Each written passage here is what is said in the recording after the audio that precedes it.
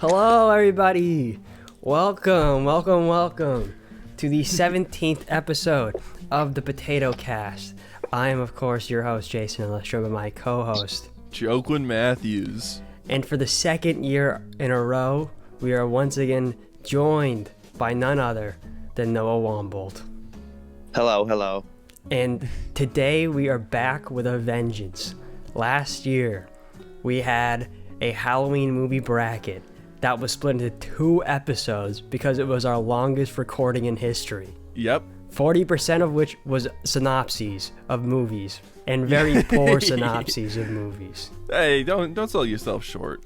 And now we are back with a second bracket, more streamlined. Mm-hmm. I don't have another adjective for it. Yep. Smaller, I guess. But that's it also is smaller. Kind of it is smaller. Streamlined. And I am so ready to get into it. But before we get into it, how's everybody doing this Halloween season? You kind of asked us to open up last year's episode. How's the fall weather treating you? The Halloween festivities? Well, the weather hasn't felt like fall, except for the last 2-3 days. It's felt like summer light, really. Yeah, exactly. Like, sometimes I still turn that AC on. I ain't gonna lie to you, it's still in the window. Yeah, in Florida, it's been excruciatingly hot. But then yesterday morning, I got up pretty early, went outside, it was cloudy, and it felt really nice. But then the sun came out, and it was terrible. And then today, it just in general feels really nice. Right. And I was like, thank God. Yeah, I imagine Florida's really nice around, like, the fall, winter time of year. But every time I've gone, it's just been, straight middle of summer. Not the smartest planning, I gotta say.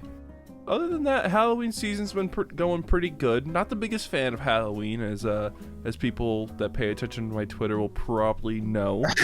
I didn't know this, Joaquin. It's not my holiday. I knew you were into Halloween movies. Right. Which the whole theme of this episode and the last episode is Halloween movies. But right. I know you weren't really into Halloween movies, but I didn't realize you didn't like Halloween in general. What was it? Holiday. Was it like your like number 5 worst holiday? How is worst? I want to bring up this list really quick. Bring it up. Did you tweet this up. list? Is this why you said Twitter users would know? Yeah, he talked about this on Twitter. Mm-hmm. Twitter.com/12star, but the L is actually a capital I. Just gotta watch out for that. It's gonna be a bit difficult to find this tweet because you tweet every single day. Every single day, down. baby. Let me see. Was it October yet when you tweeted this? I don't believe so. I do not believe so. However, if you type in like 12-star Arbor Day, you might be able to find it. Oh, I found it. Okay. So first, you just made a tweet saying that the curse of being born in September is seeing all the Halloween decorations around your birthday, and then you hate Halloween and you love Christmas. Yep. And I replied to that with the "Por qué no los dos" meme. Why can't you have Halloween and Christmas? And then you called me what'd you say? A holiday centrist. A holiday centrist. And then you released your top 5 holidays and top worst holidays. Top 5. You had Christmas as number 1, New Year's number 2, Thanksgiving number 3, Valentine's Day number 4, and Labor Day number 5. Gotta love Labor Day. How do you call Valentine's Day over Halloween? It's the day of love, bro. It's the day for spookies. It's better. And then top 5 worst holidays. Okay, number 1 worst one is your birthday. Number 2, fair. Christopher Columbus Day, which is just fair. I don't get this one out of all of them. Number 3, Arbor Day. Yo, trees have had it good for way too long. That's my issue. No one talks about like the bushes, the flowers, or anything like that. No, a tree's got a whole ass holiday to themselves when they get to live for like 300 years sometimes. Fuck that. Fuck trees. Dumbass trees. Joaquin hates the environment. You heard it here first. I like other things, right? And it's not even that I hate trees, because, well, depends on the tree, right?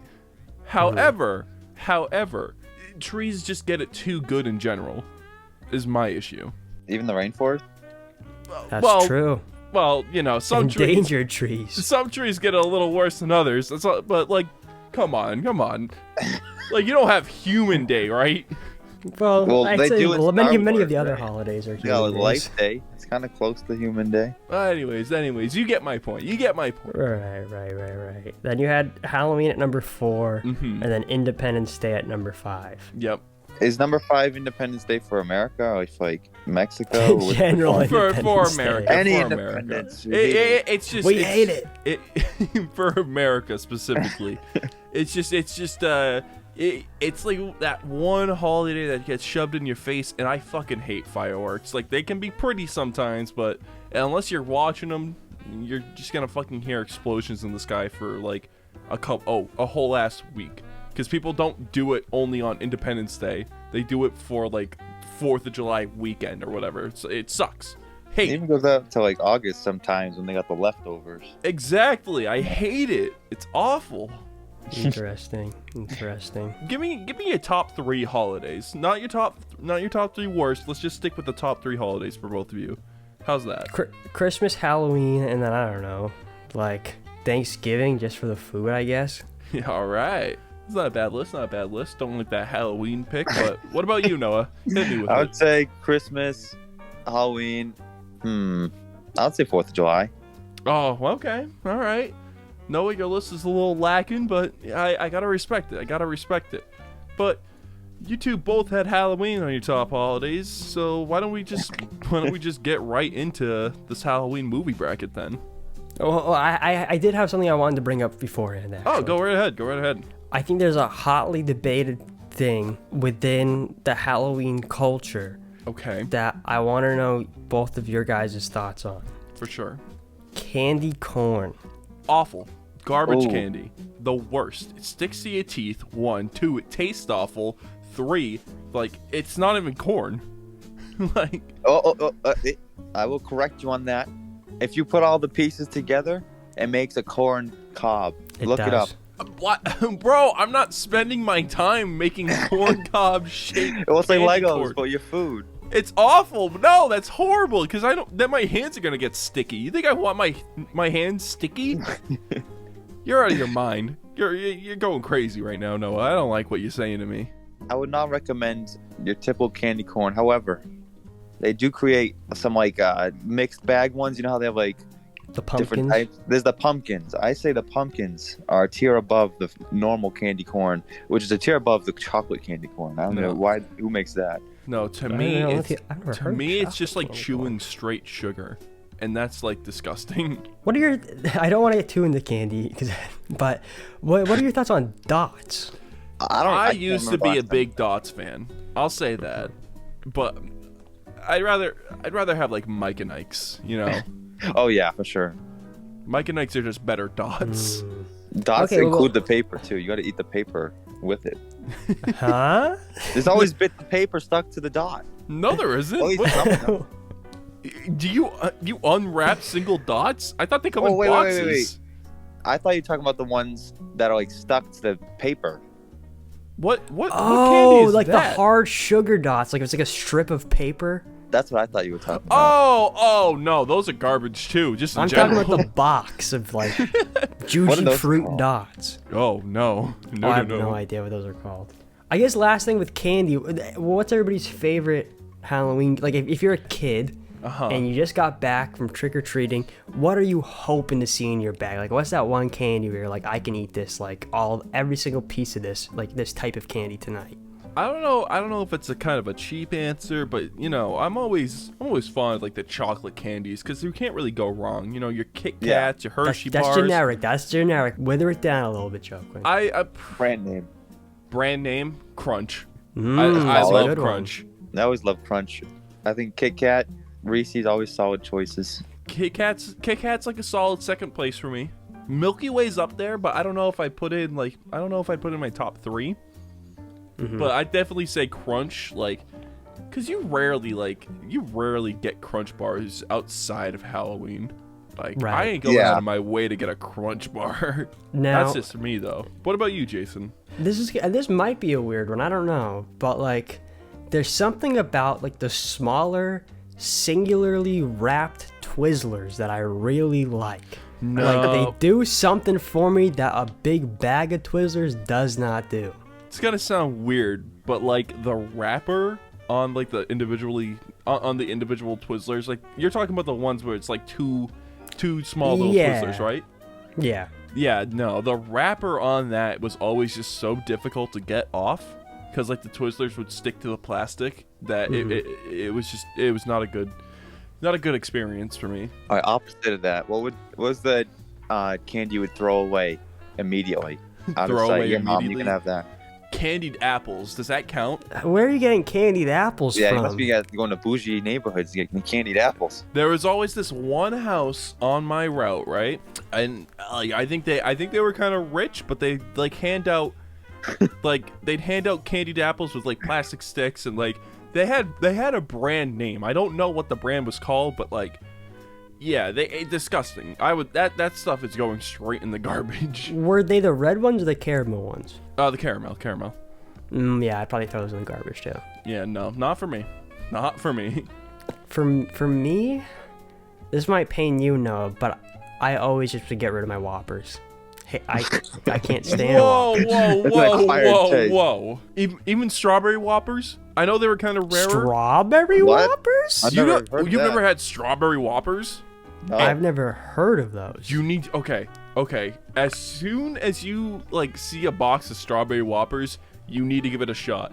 They're way better than chocolate ones. The chocolate ones have kind of like that sort of chalky taste, you know. But the strawberry ones, I don't know what they do differently, but they're better. It's kind of it's like, do you like strawberry milk or chocolate milk better? Back in the day, I would say chocolate milk. I really don't get flavored. I don't really drink milk, if I'm being honest with you anymore. Okay, but I'll tell you this. I like a strawberry ice cream cone better than a chocolate ice cream cone. There we go. Then I think you'll appreciate some strawberry Whoppers. I like them better than chocolate, but they're way rarer. I rarely see them nowadays. I don't even know if they still make them anymore. But like you guys ever get like the Whoppers that like were in a kind of like the old school milk carton shape? Yeah. Yeah. Like you could get a box of strawberry Whoppers in those. I used to get them all the time. They were delicious. Okay, Noah. I think Laffy Taffy. Wow. I'm never a fan of that. The texture, really? The taste. It's like a weird. I like fruity candy, but that Laffy Taffy just. And the jokes are terrible too. They were never worth the price of admission. Yeah. So this summer, fair. Just for people listening, this summer I was in Massachusetts for the majority of it. I forgot about that. And my friend Tricker, he bought a huge tube from like a dollar store or something of Laffy Taffy, and we brought them to like our work. Did you take any, Noah? I don't recall whether or not you took them or not. It's one of those things where like every year I'll see it and I'm like, maybe I'll like it this time. I tried the strawberry one. I'm like, no. I just Googled it. Strawberry Whoppers are discontinued. Oh, disappointing. Apparently also Reese's Whoppers too. I've never had Reese's Whoppers, but I don't really like peanut butter. So maybe I dodged a bullet there. But I will say, speaking about discontinued items, this isn't really to Halloween, but Jason, you know what I'm talking about. IHOP discontinuing their flavored syrups. The fact that they don't have blueberry syrup anymore, it's just so disappointing to me. Like that was my syrup. Was it like officially like discontinued, or was it just like the couple that we've been to because of COVID? I've been to a couple IHOPs, man. I've been around. Oh my god. Okay, this is a quick story. It's not a lot to it. So I'll say it because I do want to get to the brackets. But this summer, me and Noah went to an IHOP. Oh my god. It was like we were in the Twilight Zone. That was weird. That was weird. Which IHOP did you go to? We went to the one in Providence. Oh, okay, no. And we were there, and it was like eerily quiet. There was like only two workers, which it's understandable. There's a lot of worker shortages and stuff like that. But there's only like two workers. It was oddly like silent. There was just a weird mojo to it. I can't explain it. We were just like sitting across from each other in silence. It was weird. Dude, okay, that was my experience at the Plymouth IHOP the other day. The Plymouth IHOP is creepy. You don't ever go to the Plymouth one. Go to the Dartmouth one. You'll have a far better experience. It was really eerie though. Yeah. Speaking about eerie, though. Okay. Now that's a transition and a half. Yes. We're going to move on to our Halloween movie bracket. Oh, boy. Now, things are a little different this year from last year. Yep.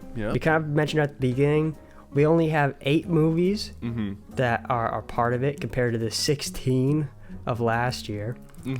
And also, again, part of the thing that took up a lot of last year's episode was explaining the story of the movies. Exactly. This year, that shan't not be an issue, because what I've done is I have grabbed, for the most part, IMDb plot summaries for these movies, very really quick, digestible for people that perhaps haven't seen these or haven't seen them in a while and want a quick refresher. But we're not going to do a play-by-play of every single thing that happened in the movie. And Right. if we want to bring up certain things, we can of course bring them up in the discussion. Yep. Here we go. We're going to kick right into things with round 1, match 1, the Battle of the Scooby-Doo movies. Now this is a bit of a rarity, because, well, I mean, granted, we've only done 2 brackets, including this one. But last year's bracket, I specifically left off Addams Family Values, which is in this one. But I only had one Addams Family movie, despite the fact that I love the both of them. Yep. Because I wanted to have some variety. But I feel like there's something very special about the Scooby-Doo movies. Personally, I have strong opinions on which one's better. Okay. And so I really wanted to have a discussion with people about which one's better. Yep. So this is the one and only time that we've had 2 sequel and original movies same in the same franchise. bracket. Same franchise in the same bracket. Yep. Scooby-Doo 2002. All right, here's the official IMDb synopsis for it. Yep. Zoinks! 2 years after a clash of egos forced Mystery Inc. to close its doors, Scooby-Doo and his clever crime-solving cohorts Fred, Daphne, Shaggy, and Velma are individually summoned to Spooky Island to investigate a series of paranormal incidents at the ultra-hip spring break hotspot. And also, because I got these off, it wasn't IMDb, most of them were Rotten Tomatoes. But while I was on Rotten Tomatoes, I also grabbed the scores for each movie. Interesting. All right. So Scooby-Doo 2002 had a 30% critic score and a 39% audience score. Really? And let me say, that is surprisingly low. Yeah. No, I think those are some pretty fine scores for this movie. Well, I'm just thinking the fact that it got a sequel, right? Right. Critic, I understand it being low or whatever. Yep. It's not The Godfather, but but the audience, I always have, and maybe it's just because nostalgia, and I was a kid when it came out, but I only have fond memories of the movie. And so to have a 39 audience rating, I was like, wow. Wait, time out. When was Rotten Tomatoes made? 98, I think. Okay, so people could actively post reviews when the movie first came out, right? Yes. It's not people going back to put in audience reviews now, is it? I think you I can still influence the audience score, but it only counts critic scores at around the time the critic scores were released. I'd be interested what the audience score was back in 2002, 3, 4, when this was a new movie. Probably Right. worse, if I'm to be honest. Because Really? this is a movie. I don't know. This is a movie that I believe ages better with time, because you can see. I'm gonna say it flat out. This is not really a good movie. I describe it kind of as a shit post. Yeah. And as a shit post, this movie is really fucking funny. First of all, you have James Gunn writing both of these movies. You have, and I think that humor kind of shows. But sometimes you get some fart jokes, or you get some Fred being oh, I can see myself naked as Daphne's body. You get that kind of humor sometimes, but a lot of the humor from the first one specifically derives from the acting and just the scenarios, and I don't think that's intentional. That's my issue with the first one. But I think it's funny, but I don't believe it's trying to be funny.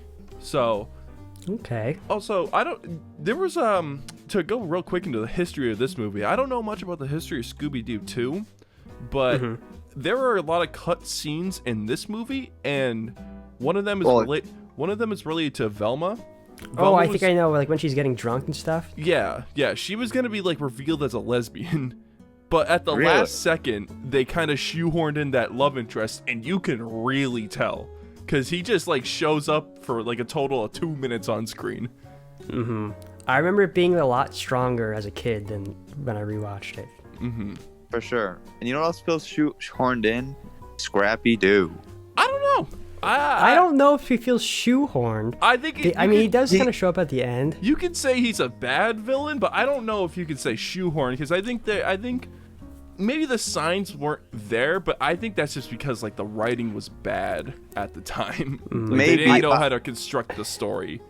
I feel like, I don't know how true this is, just conspiracy theory, but you think the studio wanted to push Scrappy-Doo in there for some reason? Because he's sort of the second recognizable. I think that it's like an inside, because I don't know this, but from this one and especially the second one, I feel like James Gunn is a fan of Scooby-Doo, especially like the original cartoons. Yep. Especially in the second one, and I'll get into that a bit more.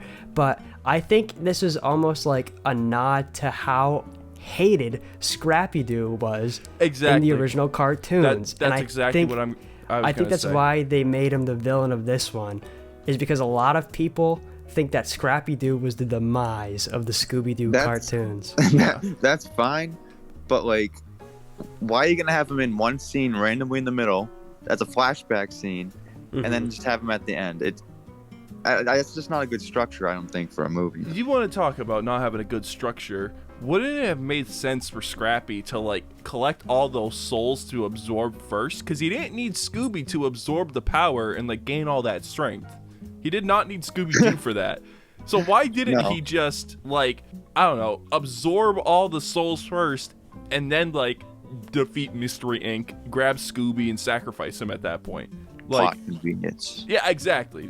That's why personally I believe that it just was like an amateur writing team. I think this was one of James Gunn's first credits. I think the director didn't really know what he was doing, and I think that shows in the second one, because I think the second one has a different director. This movie's directional style is kind of just all over the place. I do want to. It was directed by the same person each time. Oh, okay. All right. Well, but yeah, I think this movie it's got a lot of iconic lines. I feel like. Yeah, I think so. Like the Mary Jane. That's like my favorite name. Oh. I think that the line that Fred does, we already kind of mentioned it, but I can look at myself naked.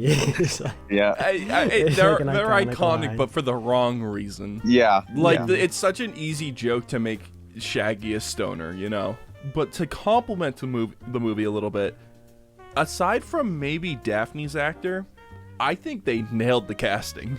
I think the whole cast is nailed. I do think she's probably the weakest out of the group. Out of the Mr. Ring crew, I think that she's the weakest. But and I really like that they got Scooby-Doo's voice actor back. That was nice. That was nice. But the CG for the time, even really bad. Yeah. Scooby looks awful, and when Scrappy's like transforming, it looks especially bad. That's something that really gets improved in the second movie. Definitely. That's one of the notes I had, was that like even as a kid, I thought the monsters looked dumb. Yeah. Oh man. Speaking about that though, do you want to transition to the second movie now? Because I think we got everything off our chest about the first one. I do have one specific thing I want to ask you too about, to see if you have any answers to this. Okay. What is the deal with that Coast Guard scene in this first movie where they call the Coast Guard, and the Coast Guard guy like hangs up and he looks to his like cohort and he's like, "You hear that? There's like monsters on Spooky Island." He has a evil like grimace to his face. He was in on it. I don't remember this. No, I know the scene you're talking about. My guess is like he was already possessed. Like his soul was already gone. He was just following orders at that point. Okay, that was my guess, because after all the souls got returned and like Scrappy's defeated, the Coast Guard then shows up. Okay, that does make a bit more sense because I was confused. Like, well, why did they show up later on? It just felt like it was like a plot point that they were going to explore more. That there was like a deleted scene that had something to do with that. No. And they never like touched it again. It felt very out of place. Like every single time I would watch this movie, that scene always felt extremely. Remember that people were leaving the island with their souls taken away too. Like the exit line was in a straight file line, and Mary Jane was already possessed at that point when she was on the plane. I don't think that's necessarily true. I don't think on the plane. I think she was. I don't think there was any signs that pointed to her being possessed. She was allergic to Scooby. She wasn't allergic to Scooby after she got her soul back. Really? No, she was. No. Are you sure? I watched this movie twice this month. What? Because I watched it kind of early, and then one day I just kind of watched a bunch of the movies that I already watched over again to get a refresher.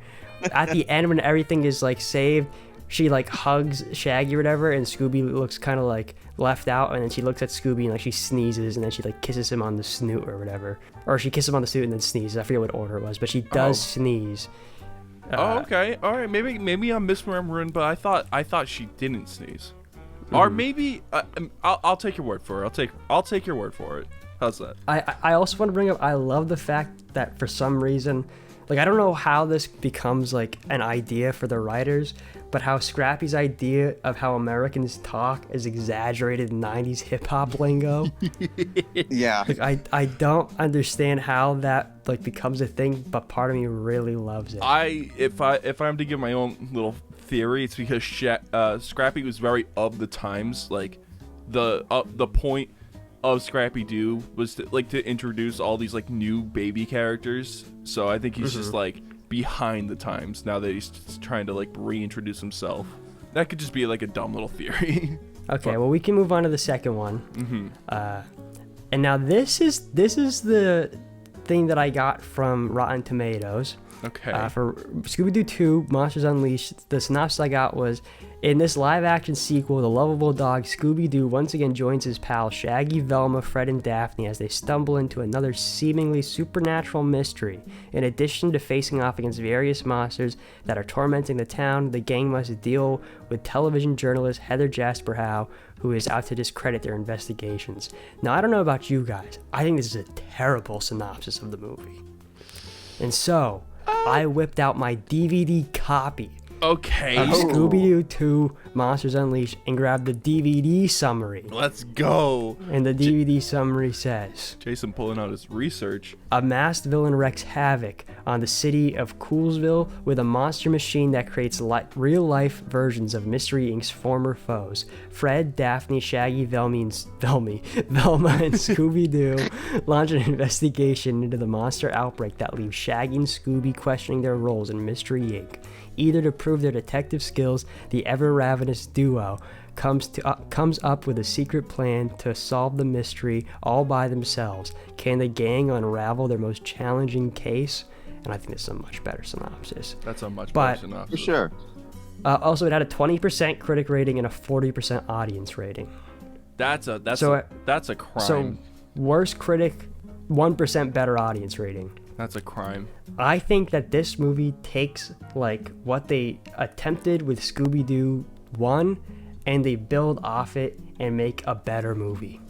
Yeah, I'll say they it flat learn from out. their mistakes. I'll say it flat out. This is way more of a movie, and it's mostly an improvement. A little part of me misses kind of like the amateurish feel of the first one because it was just so funny the way they were trying to pull things off. But like as a movie, this one succeeds. I would go so far as to say like this deserves like a 60%, not nowhere. What'd you say? 20% critic rating? 20% critic, 40% audience. Yeah, no, that's a crime. I also believe that is a crime. I love this movie. I think that it deserves a way higher score. I remember like coming back to this a couple years ago and watching it, and then I remember leaving it just being like, oh my god, I do not remember it being this fun. Like, I smiled like the whole way through. It feels a lot more like Scooby-Doo. Like that's another thing I wrote. That's another thing I wrote. the classic monsters they use, just the fact that the mystery machine is there. The set design too definitely has more of like a Scooby-Doo vibe. Like even the locations that they visit in the movie, like this is a Scooby-Doo movie. The first one, I don't know if you can really say that. It has the characters, but it doesn't have the vibe to it. And the CG is so much better. Like just comparing Scoob CG alone, it's night and day. Scooby-Doo actually has fur in this movie. I feel like the CG, I don't know if it's leaps and bounds better, but I think what they did was they did a great job of like, incorporating a lot of just like in-person, like real life suits into it. Mm-hmm. Of course, there's like a tar monster, which you can't really do in a real suit. The 1,000-volt ghost. The Black Knight, I think, might be a mix. I forget. But like an example of like a really bad CG moment in this movie, when Shaggy turns into a girl, the head on that body, it does not look good. That's not CG though. They you can clearly tell they got like it's not CG. You're right. They just like the way they mapped it though wasn't correct. Right. But that's fine. It was like a quick 10-second moment. It's fine. And it honestly, as a kid, that was like one of the funniest parts of the movie to me. Yeah, I think this movie just overall is a lot funnier too. Funnier because it's trying to be funny all the time. Yeah, the jokes actually make you laugh and stuff. I remember there's this one part where like Shaggy and Scooby turn around, and the face that Shaggy makes, he's like, I gotta find the picture for it, but he's screaming. I couldn't stop laughing. It was just so funny how. What's that actor's name? Matthew Lillard. Yes. How Matthew Lillard, he's really the perfect choice for absolutely a live-action Shaggy. Yes. Especially how animated his face and voice everything is. He is the animated movie Shaggy now. Like it's good. Yeah, perfect. Yeah, like he was so good as Shaggy that they turned him into Shaggy. I want to applaud the movie, just like you said, Joaquin. It's just as a movie, it's better. Mm-hmm. It's got. Like, the first one, it's a very kind of straightforward linear story that's going on. Mm-hmm. The second one, there's a lot of different, like, weaving subplots. You know, we got Shaggy and Scooby doing their own thing. Velma's romance, the whole news reporter thing with Fred. It's more of a... Well, I guess they're both technically mysteries, but this one's a bit more of a mystery than the first one. Yeah. They actually kind of keep you guessing. Like, I obviously... It might just be because I've watched it so many times, but like, oh, it's not a surprise to me, like, who the actual person is. But even while watching it, like, even though I knew who it was, there was a lot of times where I'm like, oh, well, they kind of set it up to where it could be this person, and it could be this person. Yeah, and they kept going back and forth between the different options, too, where, like... And want a really clever thing. I don't know if it's clever, but, like, it does throw you off enough, is the newscaster. I don't remember her name, but, like... To have like her assistant wear the costume on the top of the roof at that moment, like that was like, oh, maybe she really isn't. Like obviously now I know, and like even as a kid I knew, but you know it does a genuinely good job your first time throwing you off. But speaking about Seth Green's character, because I'm sure you were gonna be like, oh well, maybe it could be him. Yeah. What was he there for? I think he was a bit of a red herring. Because I think if you looked at it as like a classic Scooby-Doo movie, like that type of character would almost definitely be the person that would be like the villain. And I think also just like this goes into like a much larger point that I had about the movie, but just to give Velma a bit more of something to do. Like I think what I like about this one a lot more than the first one is that the characters are like further explored. In the first one, they're very one-dimensional kind of caricatures of themselves.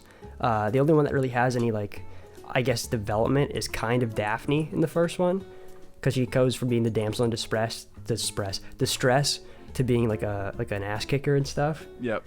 Versus in this one, all the other members have moments where they grow.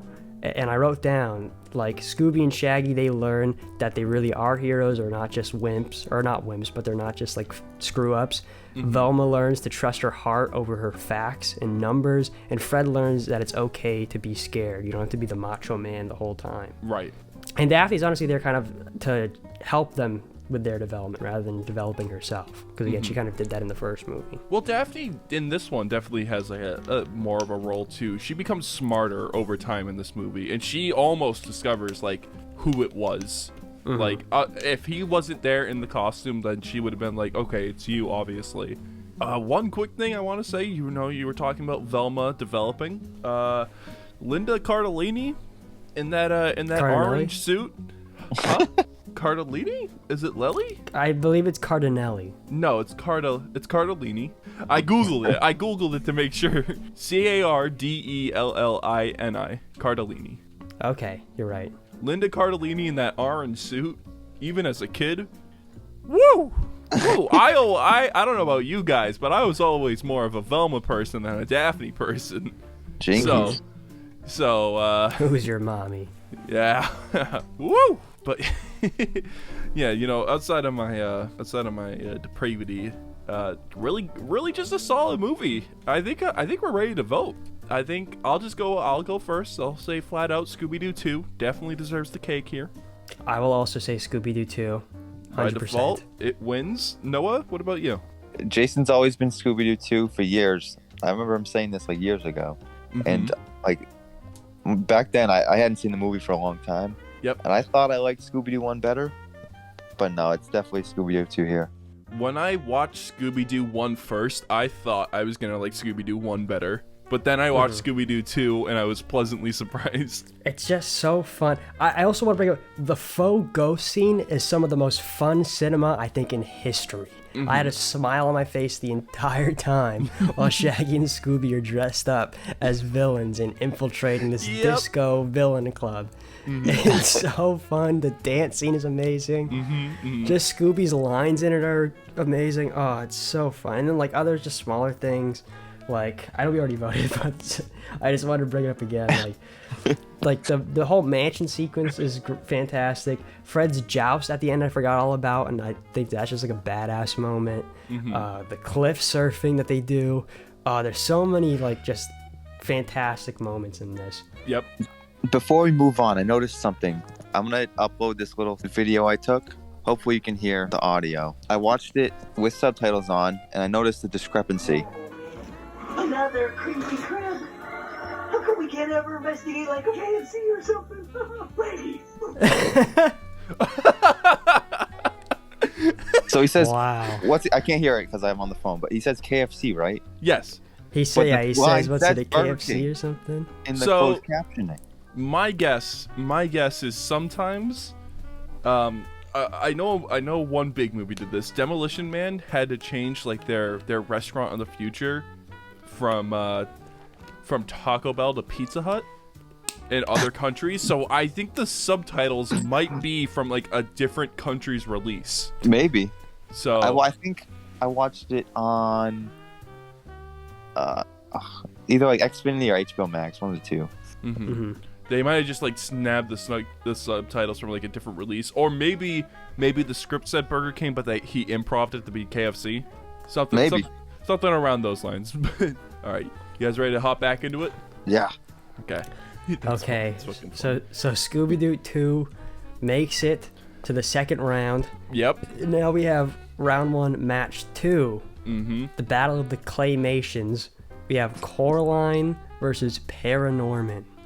Now, all right. Coraline, the synopsis I have here is while exploring her new home, a girl named Coraline discovers a secret door behind which lies an alternate world that closely mirrors her own, but in many ways is better. She rejoices in her discovery until her other mother and the rest of her parallel family try to keep her there forever. Coraline must use all her resources and bravery to make it back to her own family and life. And this has a 90% critic rating and a 73% audience rating. Which is a crime, because this movie should be like okay, I'll go first again. Okay. This is one of my favorite movies of all time, no joke. I love this movie. I hadn't rewatched it in like probably like 10 years, but as a kid I had the 3D version of this movie. I had the special Coraline 3D glasses, and like I used to watch this movie almost every night. This is one of my favorite movies of all time. So, how old? So did you pretty much get the DVD like as soon as it released? Like were you young when you would watch it like every night? Because that sounds like insanity to watch this every night as a child. I was pretty. What year did this come out? Like 2009? Yeah, 2009. So I probably got the DVD like as soon as it came out. I remember I went to stay at a family member's house in Maine for like 2 weeks as like for a little vacation, and every night I would put in the DVD player Coraline, watch the 3D version, and I love this movie. I adore this movie. I love the characters. I think the stop motion is beautiful. I think the world design is outstanding. Like the contrast from like the other world to the real world is brilliant. I love Coraline. I think she's like a really well fleshed out character. I can't stop gushing about this movie. Like, you guys got to stop me. I want you guys to get your thoughts in. I have never been a huge fan of Coraline. Oh. If I'm being quite honest, I don't know if I've ever watched this movie without being with somebody else and then being like, let's watch this movie. And I guess technically, like, I wasn't with someone, but I was like assigned to watch this movie for this one. Right, because I think this was Joaquin's recommendation. Yeah, we didn't have this on the bracket originally, but we didn't have another claymation. We just had Paranorman going with like Addams Family or something like that, and then Joaquin was like, I think we should put Coraline on there. Yeah, last year I wanted Coraline. I remember that, and I'm like, there's no way Coraline's getting scuffed again. Like, we gotta put it on there. No, what are your thoughts on Coraline? I think this is actually the first time I've seen the movie in full. I had seen the ending a few times, like the last 20 minutes before. But yeah, it's the first time I've got the full Coraline experience. Thoughts? I really like the sort of Alice in Wonderland, like down the rabbit hole type of deal. Obviously, I understand why you like the world that they build here.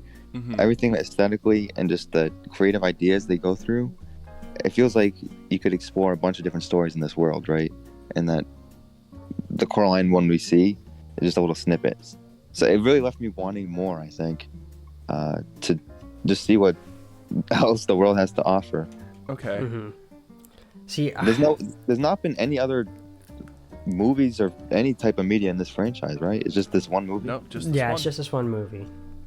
I don't think Leica's ever made a sequel. See, I don't really have much written down for this movie. I only have 2 things written down. That's crazy, guys. One of which is that it's not a kid's movie. I don't care what you say. If anything, it's a young adult movie. Yeah. I don't think any of these movies are kids' movies, to be fair. To be frank with you. Scooby-Doo definitely has I'd say probably the next one is. On the top right side? I'm saying Paranorman. Oh, okay. Well. But it's not a kids movie, and the only other note I had was that song about Coraline is a banger. Yeah, the music is so weird in this movie too. Like, even the music has its own otherworldly type of feeling. But it works. It works. Yeah, it does. I like it. Well, I mean, do you want to go? I mean, it sounds like you guys don't have a lot to say about Coraline. Do you got anything what do you else? think? I think a perk of this movie is that it really can be analyzed a lot. Again, this is like the first time I watched the movie, but I got that, maybe this is me looking into it, but I was thinking that this story was kind of an allegory for like addiction and drug use. Like the other world being the sort of world you go into. I think it's more of like a be careful what you wish for kind of story, or things aren't always what they seem. Like, yeah. You know, I mean, I can see what you mean, where it's like a drug addiction where it's too much of a good thing can be an issue. And then you keep wanting to go back. Right. It keeps inviting you in, but it's only taking more and more. It takes away your family, stuff like that. That's kind of the vibe I was getting. I definitely get where you're coming from. I see where you're coming from there. I don't know if I necessarily agree where, like, maybe a drug addiction, but yeah. Okay. Well, we'll move on to Paranorman, unless you have anything else you want to add before we move on joking about Coraline. No. I did want to say I wish they fleshed out the ending a little bit more. but I understand that like stop motion animation is so time consuming that it's hard to do stuff like that. But yeah, otherwise I think this is a fantastic movie. If you haven't seen Coraline, definitely give it a shot. So next we have, it's going up against Paranorman from 2012. We have young Norman Babcock has an ability to speak with the dead, and he often prefers their company to that of the living. Norman receives word from his strange uncle Prendergast that a centuries-old witch's curse on the town is real and is about to come true, and that only Norman can stop it. When zombies rise from the grave, Norman must summon all his courage and compassion and push his paranormal abilities to the limit to save his fellow townspeople. Has an 89 critic rating and a 72 audience rating, both of which are 1 point below Coraline. It deserves to be a lot more points below Coraline. Me and Joaquin, this is the first movie, unless you watched another one before this, but I think this is the first movie me and Joaquin watched. We watched this one together. I watched it, I think, before this. Okay. I think this is the second movie I watched. Well, this was the first one that I watched. This was we watched this like back in September. Yeah.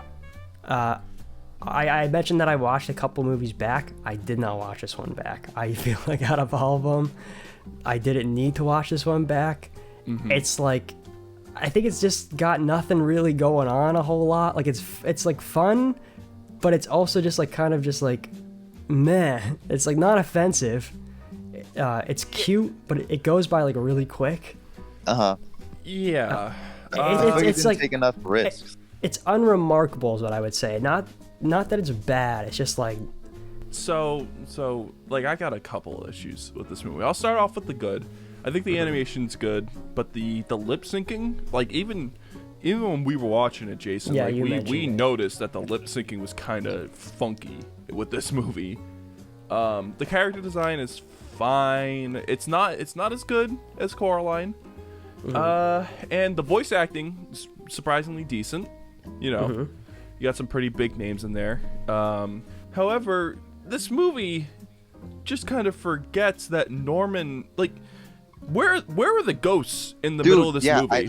I noticed the same exact thing. Where are the? I'm like halfway through. What happens to his powers? They're still kind of present, but he can talk to the zombies, right? But the ghosts just disappear when the zombies are there. But I thought, oh well, maybe like the ghosts went back to their bodies because they're zombies. But no, because the only zombies that spawn are the victims. People that did the witch trial. So like, what happened there? And as soon as Norman heard one of the zombies say stop, like, why didn't he try to talk to them? Like, at that point, it was clear to me, like, they weren't trying to cause any harm, you know? So, like, I don't know. Well, I think that problem could have been fixed if they just had a ghost companion instead of having, whatever, the bully character or whatever. I don't know. The bully character, like, I liked how he turned around. He kind of became Norman's friend at the end. But speaking about like bullies, everybody in this movie is kind of an asshole. That I thought too, especially the dad. He's like the dad from Chicken Little. He doesn't care about his son at all. The dad from Chicken Little isn't like, he's not like an asshole to his son though. Like, he doesn't really care about like his son's safety or whatever. But this dad is just a dick. Like, stop fucking. He's like, stop fucking talking to ghosts, you goddamn son of a bitch. Like, whoa, calm down. Like, no son of mine. Not a son of mine talks to ghosts. Man, damn fucking the Democrats in this country. Like, he literally says a line like that in the beginning. Oh, but like, if you're gonna have a character like that, you gotta have some type of. I think at the end, the epilogue, they have him sitting with his mom. That was nice. Transformation. It's a nice little moment, but when the character doesn't really seem to change that much, it kind of feels hollow. Right. Yeah, that's my issue with this movie. It's hollow, and like the whole plot could have just been stopped if Norman just fucking talked to the zombies like he can talk to every other undead being. So, I feel like the one big. I mean, you mentioned a couple positives, like just the animation was good and stuff like that, but I think the one positive that I have with this. It's just like it has a bit of a classic feel to it for me, like with just the general kind of design of everything, just zombie movies in general. It kind of felt like not like a. When I say ode, it makes it seem like it did a great job being like a tribute to zombie movies. It wasn't. It didn't do anything remarkable, like I said, but it did feel kind of like an ode to like zombie movies of old a little bit. Mm-hmm. I agree, and I like that too. There was references to like the Halloween movies and Scooby-Doo. Those referenced to, but at the same time, I think that's what kind of limits it. That's where it caps itself. Something like Coraline, where it's so much originality. Mm-hmm. Paranorman kind of gets stuck because it's bogged down trying to reference other things, right? Yeah. One quick thing. I honestly, for like the first 30 minutes, could not tell what time period this movie is trying to take place in. Like the town looked like it was like maybe 80s, but then like I saw cell phones. It's like, oh, okay, so it can't be 80s, but that was like the only modern reference to it. And this is supposed to be it was supposed to be Salem, Massachusetts, right? I think so. So maybe. Something like similar, yeah. Yeah. So I don't know. I wasn't really getting that vibe from it. Like, but yeah, that's fair. Yeah, I think we can vote now, guys. Right? Sure, Joaquin, you want to give your first vote? This is Coraline all the way. If you guys vote for Paranorman, I don't know what I'm gonna do. Do you have like any do you kind of have a strong you know what you're gonna vote for, Noah? Like one that you're leaning strong. Okay. Well, I guess I'll say mine because I'm not quite sure. I don't know. I don't want it to be a complete washout, perhaps. See, because I'm not I wasn't really all too enthused with either one of them. But the way that if it's like a tough decision, I was thinking about this the last. It was either like 2 nights ago or like 3 nights ago.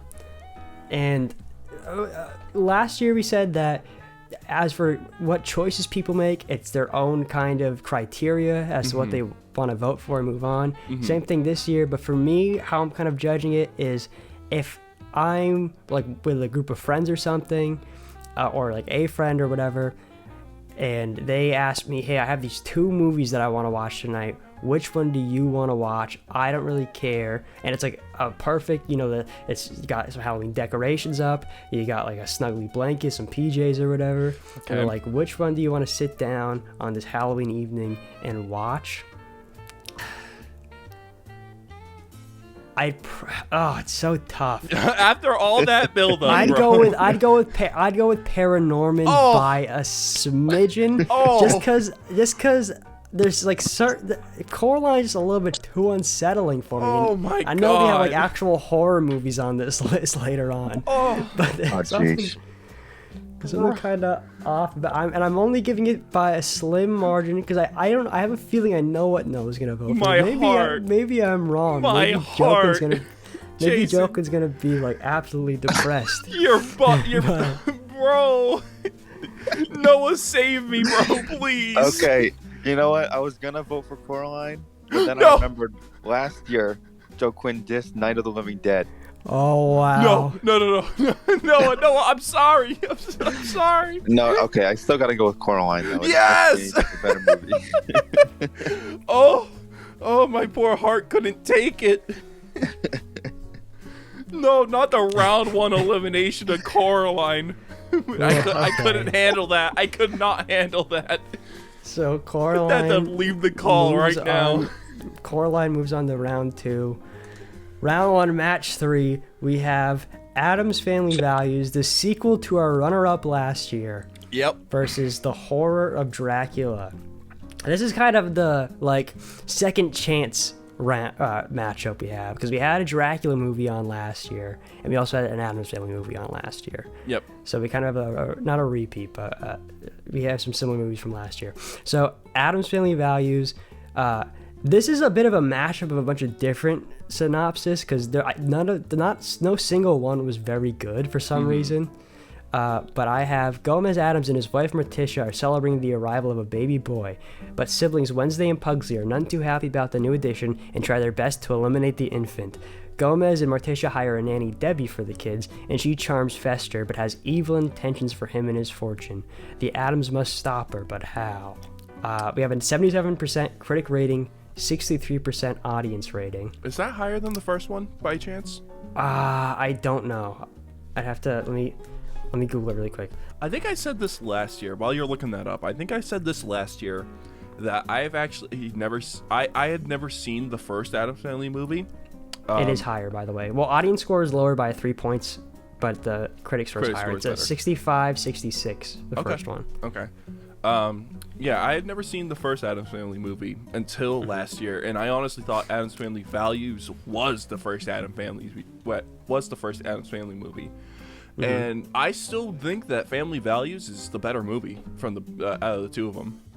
I don't know if you guys agree with me there, but I think this movie is funny. I think this movie has like even better character moments between the Addams, and like it's nice to see someone kind of match that insanity that the Addams have.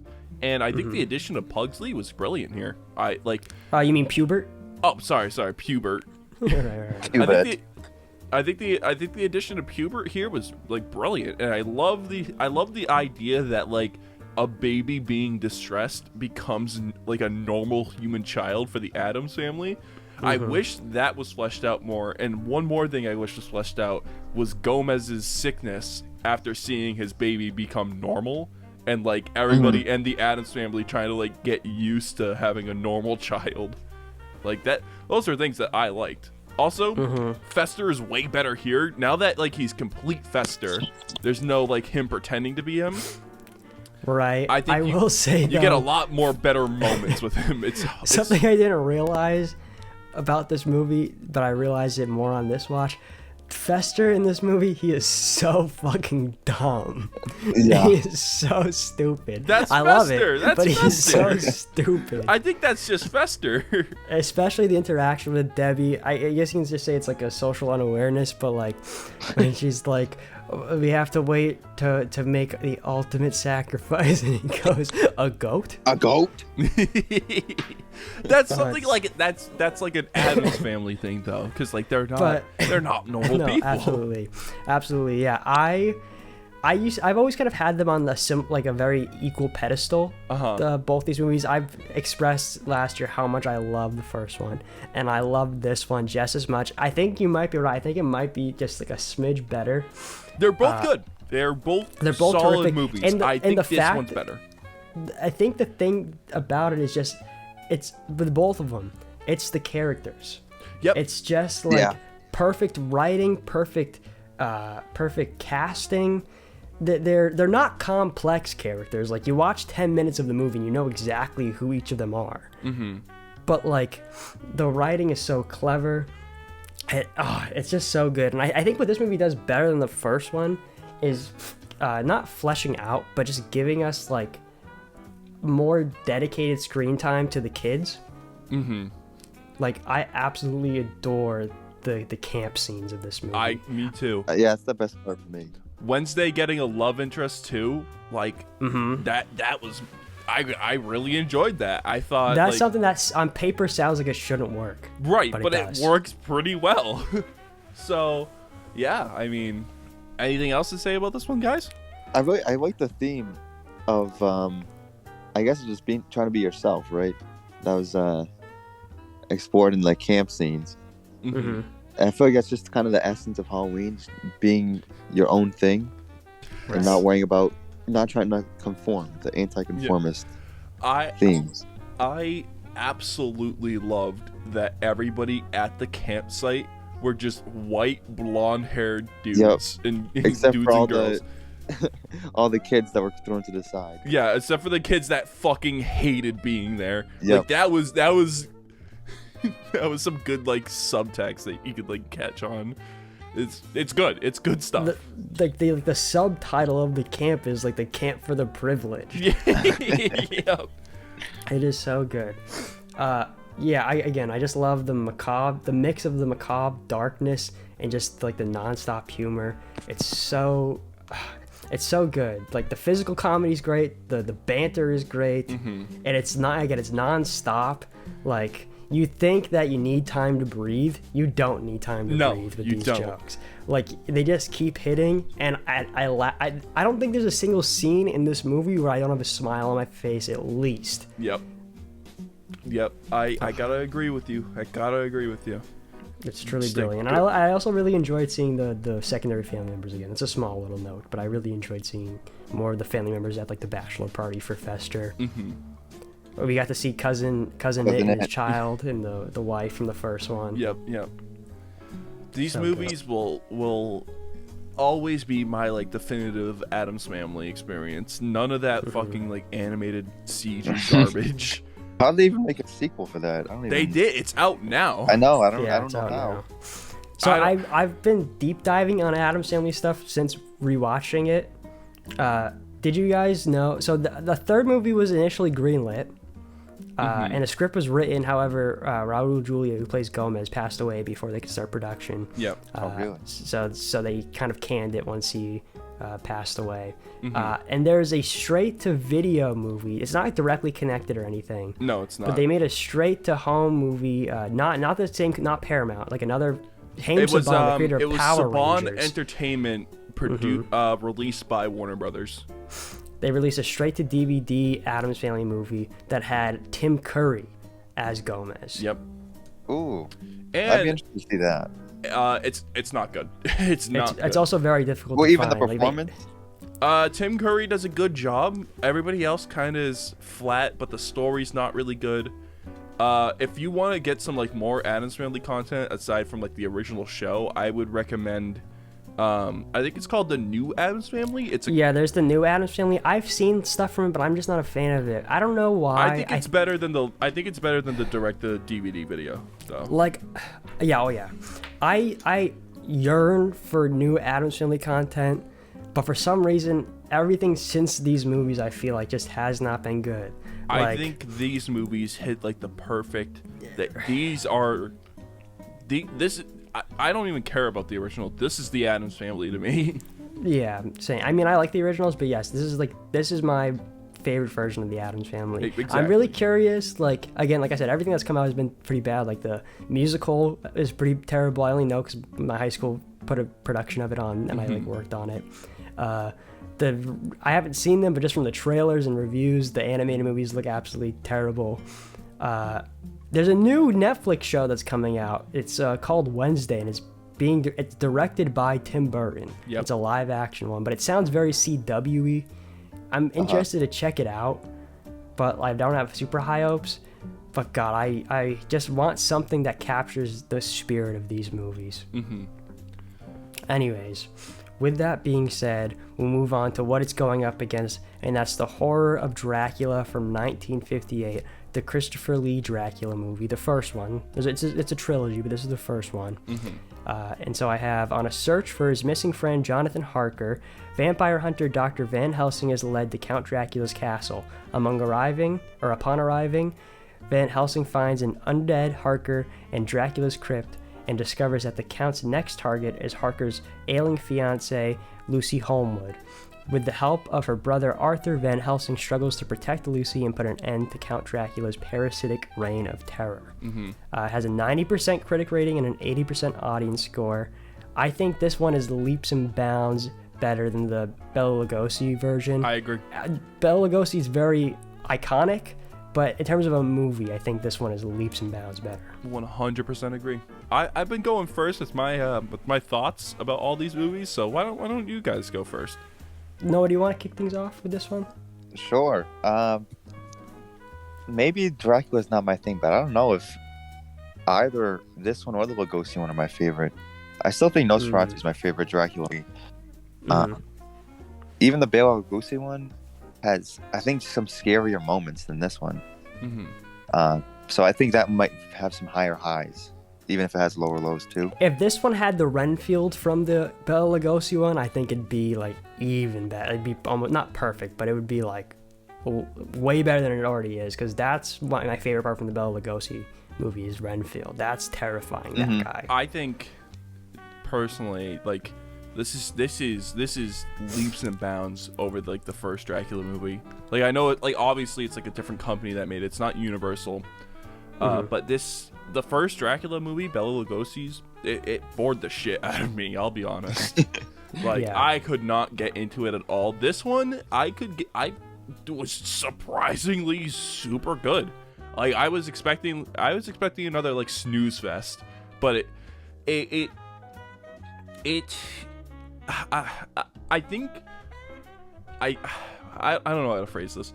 I'll just say like the things I liked. I liked the character progression, like with I can't remember what his name was, but the dude that was like, get out of here, Helsing, but then like he ends up joining forces together. I think that's great. Oh, like the brother Arthur. Yeah, Arthur. I like the sort of like dramatic irony where Jonathan could have just like ended this all if he just stabbed Dracula first. That's one of my notes. Is why the fuck do you stab the wife first? Yeah. I think it might have been some sort of like insanity, because like maybe Dracula already had some sort of influence over him, being like the head vampire. But even if they had managed to get to Dracula first, like if they didn't kill the Arthur's sister and they just killed Dracula first, she would have been fine, because it's revealed like once you kill Dracula, everybody's like cured of the vampirism. Right. Like that stuff I really like. I really liked. I think Van Helsing in this movie is like a super great character. He's like he's got like control over the situation. He knows what he's doing, but like I don't know, guys. Like this is I'm not really phrasing it well, but I really did enjoy this movie. I got some more notes on what I liked about it, but this was a movie I did watch twice. Okay. And I kind of felt what Noah was feeling when I watched it the first time, where I kind of had a similar, like, is this really all that much better than the Bela Lugosi? It's kind of not the most exciting. I mean, granted, it is an older movie, but it's just like, it's not super fantastic. But I think watching it a second time and like kind of knowing the story beats, and like there's like not really twists, but there's certain like mysteries and twists in this, and I don't know if it's just like because like they're speaking in like Atlantic accents and stuff like that, or like British accents, and like where it might be difficult to come across the first time, but the second time watching it, I was like, oh wait, this is actually a really good movie. When I watched it the second time. Quick question, how did you guys feel about the ending? Oh, it was so much better than the first one than the Bela Lugosi one. That was my biggest. Too short? Do you think, short. Oh, you mean the climax? Yeah, the climax. Sorry. Perhaps it's literally like 3 minutes long. Right. I feel like that's a Dracula problem. Like all the movies I can think of, they kind of just stop like that. There's definitely more of a climax than in the Bela Lugosi one, because it happens on screen. But there's no like falling. I guess this one has a little bit of falling action, but yeah, it just feels like it stops, doesn't it? It does feel like it just stops. Dracula dies because like the sunlight, and that's basically when the credits start rolling, and I'm like, wow, that's it. I wanted more. I wanted a better fight. I think it even would have been better if there was just like a bit of like an epilogue at the end. Yeah, not epilogue, but just like a little bit more than just like rolling the credits right away. But I did think it had a more satisfying ending than the original. That's one of my notes I had. I also really like how this one gives us like a bit more of a clear reason as to why Dracula torments the Harkers. In the first one, he sort of just happens to move next door to them, unless I'm remembering it wrong. But he just kind of moves next door to them, and they just happen to be like his next victims. But with this one, there's like revenge involved. I really enjoyed kind of the twist at the beginning of it, where when Jonathan Harker first shows up, I'm like, oh, well, this is like a trope of every fucking movie where they start off and this guy's for some reason working for this creepy castle guy, and then he's gonna get killed. But then when it's revealed that no, he's like a vampire hunter. Yeah, and the beginning was very good. Yeah, I really liked that. I thought there were moments of it where it felt dated, but then other moments where it felt really modern, specifically with like the camera and stuff. Like there were times where it was just a wide shot of people talking to each other in like a room. Yeah. But then there were other moments, like the one that I noted down was like when Lucy led the little girl through the woods. Like I thought the cinematography in that, like it felt a lot more modern than 1958. It did. It definitely did. And I think the addition of color definitely helps, because it fleshes out like the castle design. Dracula's castle is super like well done, I think. Way better than like the first one. I don't really have a lot to complain about here. I just wish there was more. That's my issue. Yeah, my issue is I feel like there was a lot of the juicy Dracula stuff happened off screen. Right. Yeah. I feel like there was I watched this with my sister, and she said it has the Beetlejuice problem, where your titular character, who seems super awesome and cool, is barely on screen for most of the movie. Yep. And that's why I think Bela Lugosi's Dracula works better. because like we actually get to see him. There's more interaction. Yeah. There's way more interaction, and he's like conniving. But this one is just like it was almost there. Like he was helping Jonathan like get settled into his room and everything like that. But after that, after like the quick little where she screams and Dracula wakes up, we barely see him for like the rest of the movie. He doesn't talk like at all, I don't think. Yeah, you don't really get a chance to connect with it. I just wish there was more. The only other note I have that I had written down, this is the first thing I think I might have written down while watching this, was that Dracula is a sucker for dramatic entrances. When Harker killed Dracula's wife, Dracula got up, left the room just so he could re-enter the room and close the door. Yep. I was like, God damn, he's a showman. He's a showman. How do you guys feel about the weird comedy characters? Like the toll person. Mortician, also, there's toll roads back then. Why? Oh, absolutely. That's a thing. People are gonna make money anyway. I watched this movie with former guest of the show Jake, who funnily enough sent a message into this Discord mid-recording. I watched it with him, and when they were bribing the toll worker, I was like, and here's some Monopoly money for you, sir. Like, I don't know. I like the comedy beats. I think it releases some tension. It didn't really take away from the story. It was funny. I think I'm on the toll worker. I thought the Undertaker was so like us on 5. I was like, why is this like just this wide shot of this guy talking? I could so deal without this. I think it was fine. I could go without. It was short. It was fine.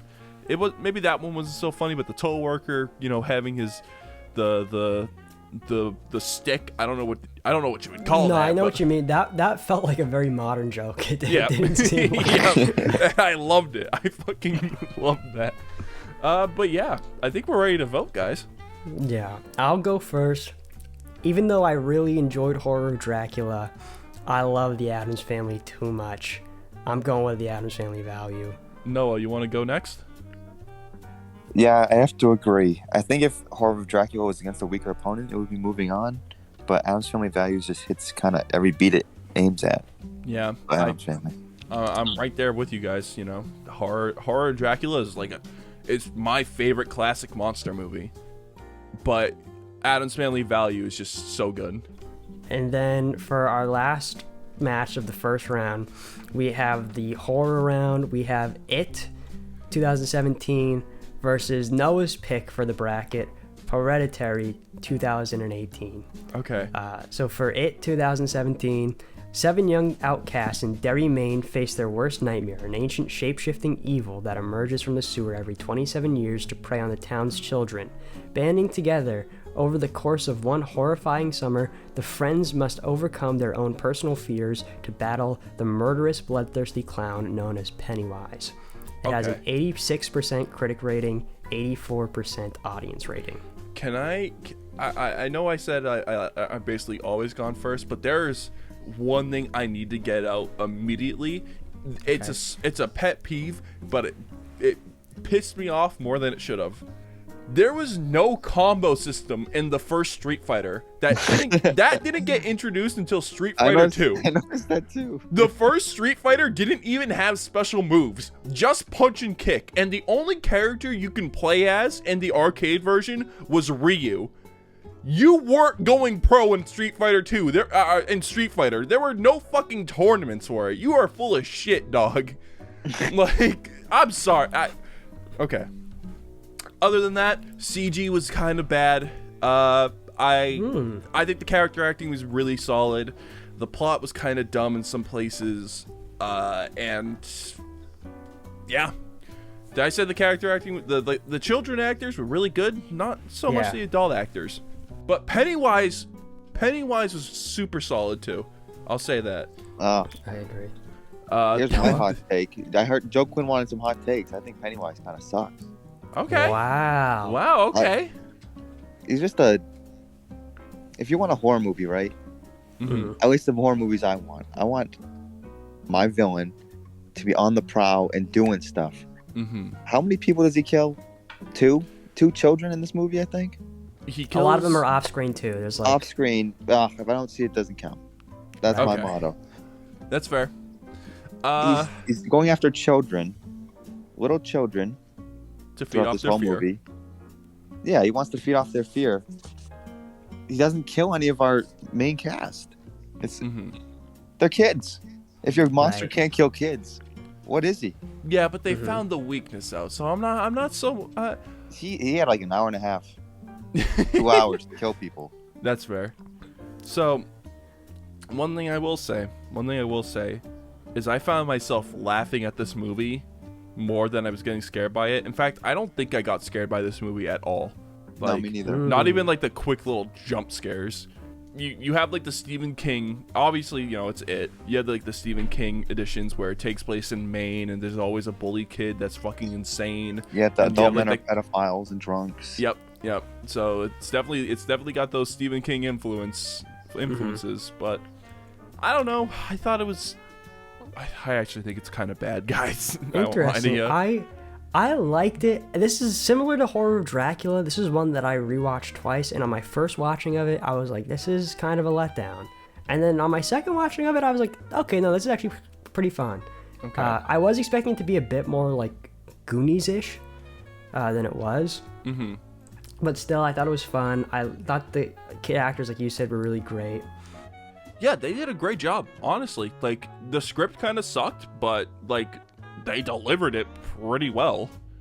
One of my notes was that I was expecting more of Pennywise, but you guys kind of brought that up too. At first, I was kind of put off by the bullies. Like, at the beginning of it, I was like, these are, like, just your generic bullies. And it's not super realistic. Then, like, it got to the part where Henry Bowers like started carving his name in the kid's stomach. Yep. And I was like, this is extremely unrealistic now. I was like, what is going on? This kid didn't. It's not like this kid did anything. No, he's he's just the a new random- kid, and he's carving. This is 89. That's not gonna fucking happen in 1989. Also, No like, fucking he way. gives Billy a free ride because his brother died, but he carves his name into the new kid. I don't think he'd give Billy a free ride, like this kind of guy. And so that's how I kind of felt for the first half of it. But then once he becomes just like a killer at the end of it, I was like, okay, well, it kind of redeems him a little bit. He's just an actual psychopath, this Right. kid. He isn't like an over-exaggerated bully. This dude's just like a messed up guy. Right. I just want to say that I like the kid actors too, but I wish the cast wasn't so bloated. How many kids are there? Like 7? Yeah, there's 7 of them. But I think that is kind of due to just like that's how many's in the original story, you know? Right. Yeah, but Doesn't necessarily mean that means it's not bad. But Right. I think they're all good, but they don't really all have enough to do. Yeah. They have to like learn enough about everyone. I can't remember their names. I can't remember their names for the life of me. But the Jewish kid. Yeah, that was literally about to had say nothing. he had like nothing to do. Who was everybody's favorite kid? I really liked Eddie. I think he was my favorite. Was Eddie the kid that played Street Fighter? No, Eddie's the one with the cast. Oh, okay. I also think he gives the best performance, that actor, out of all of them. Yeah, and I do like how like his mom was pretending that he was sick the whole time, just to like. I really love the line where he's like, "Well, I'm not sick, Mom." He's like, "These are gazebos." yeah. I still, as much as I don't think like they did their research about the Street Fighter kid, I still think he's probably my favorite character because I really enjoyed the line where he's like, "Well, god damn it, whatever your name is, you fucking ruined my summer. You did this, and now I gotta kill this fucking clown." Like, I can't remember the line word for word, but I thought that was really funny. I do also want to bring up, I don't think he's the true villain of the story, but I think the worst villain. Like, not like worse as in like bad writing. I just mean as like despicable. It's Beverly's dad. Yeah. Like, there's a murderous clown who's abducting people's children, like eating parts of them and making them float in the sewer or whatever. Yep. But God, he's so fucking slimy, that guy. I'm so glad. So I was really scared, because when I opened it in HBO Max and like it had the rating in the corner. Obviously it's R-rated, but it was giving like the reasons why. It said like sexual depictions. And I'm like, oh no. As soon as I like saw Beverly's dad and like the vibes, Yeah. I thought there was going to be like a rape scene.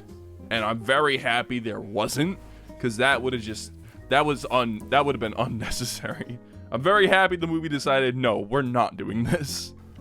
My last note for this movie, I have in all caps, Egg Boy. I love that line in both viewings of it, when the fucking fat kid Ben is in the library and he's getting chased by Pennywise, and Pennywise just screams at him, "Egg Boy, Egg Boy." I like laughed so hard when I first did it. It's fucking and funny. It was so good the second time. And yeah, Egg Boy. Okay. Noah, do you have anything before we move on to Hereditary? I just want to say that Mrs. K, the manipulative mom, Yep. she's definitely the scariest character in the movie for me. I don't know about scariest, but I can see what you mean. I hate her though. She's definitely more like Yeah.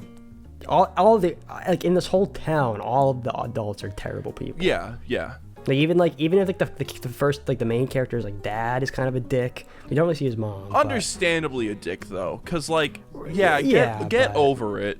Like, I'm sorry that your brother died, but like in a real world scenario, Pennywise does not exist. You know what I mean? Even Right. the pharmacist was a creep. He was like looking at Beverly.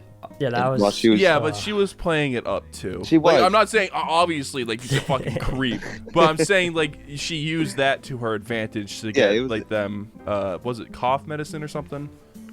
No, I'm thinking. No, it's just you're thinking of Monster House. I'm thinking of Monster House. Just like bandages for Ben. Right. For Egg Boy. Yeah, Egg Boy. All right, and with that, we're actually gonna go to our Peabody potato fact of the day.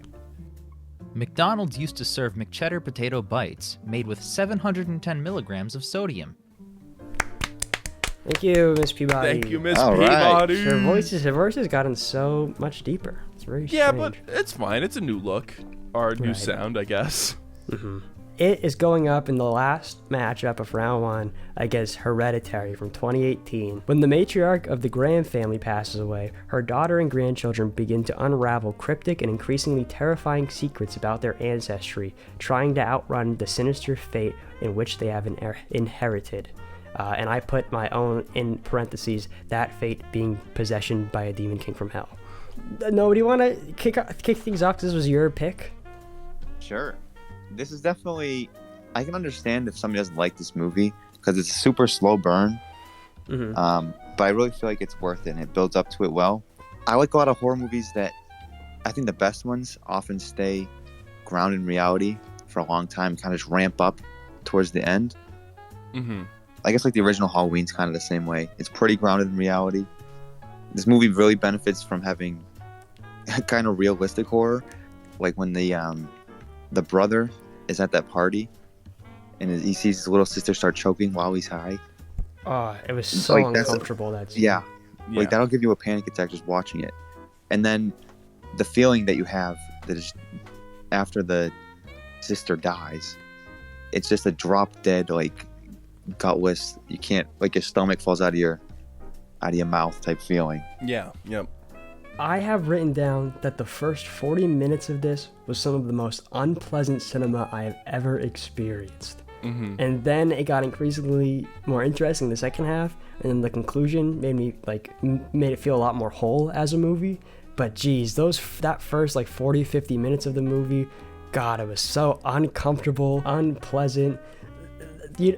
The scene where she cuts the bird's head off, I legitimately the Idris Elba meme from Hot Ones where he coughs oh my God, what the fuck?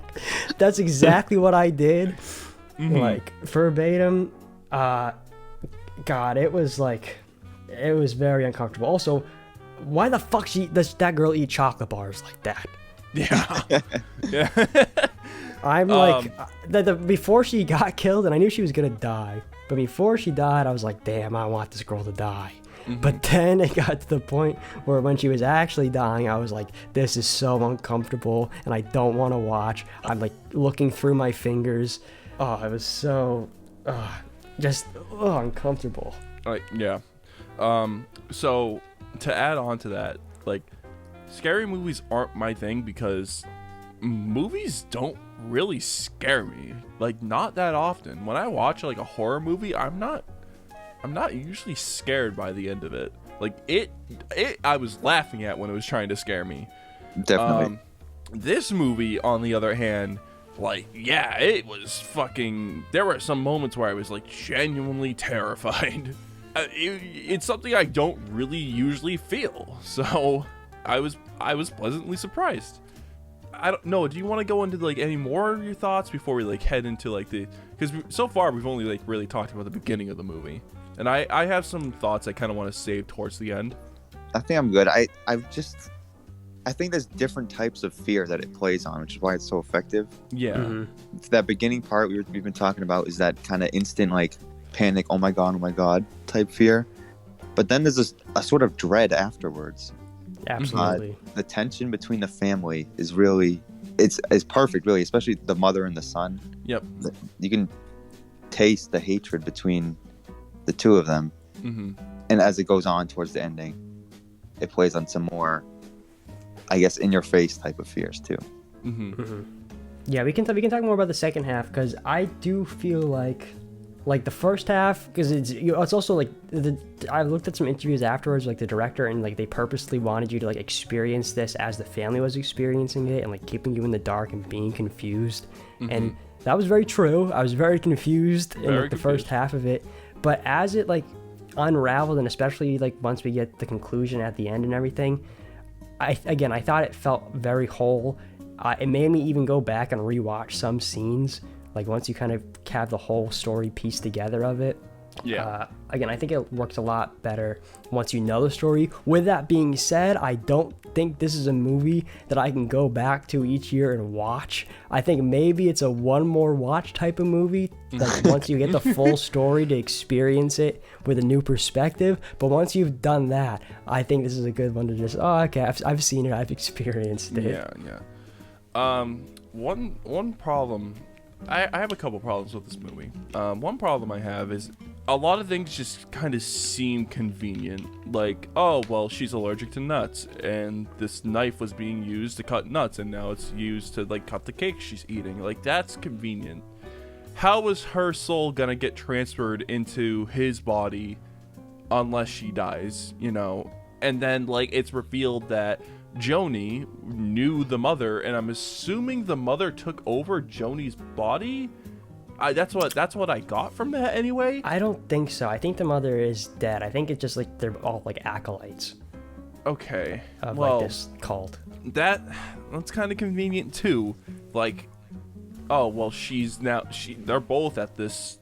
I don't know what you would call it. Like, it's like I don't think that was like coincidence. I think like that she actively searched out. Like, I think this was like a whole plan to eventually get the demon into what's his face's body.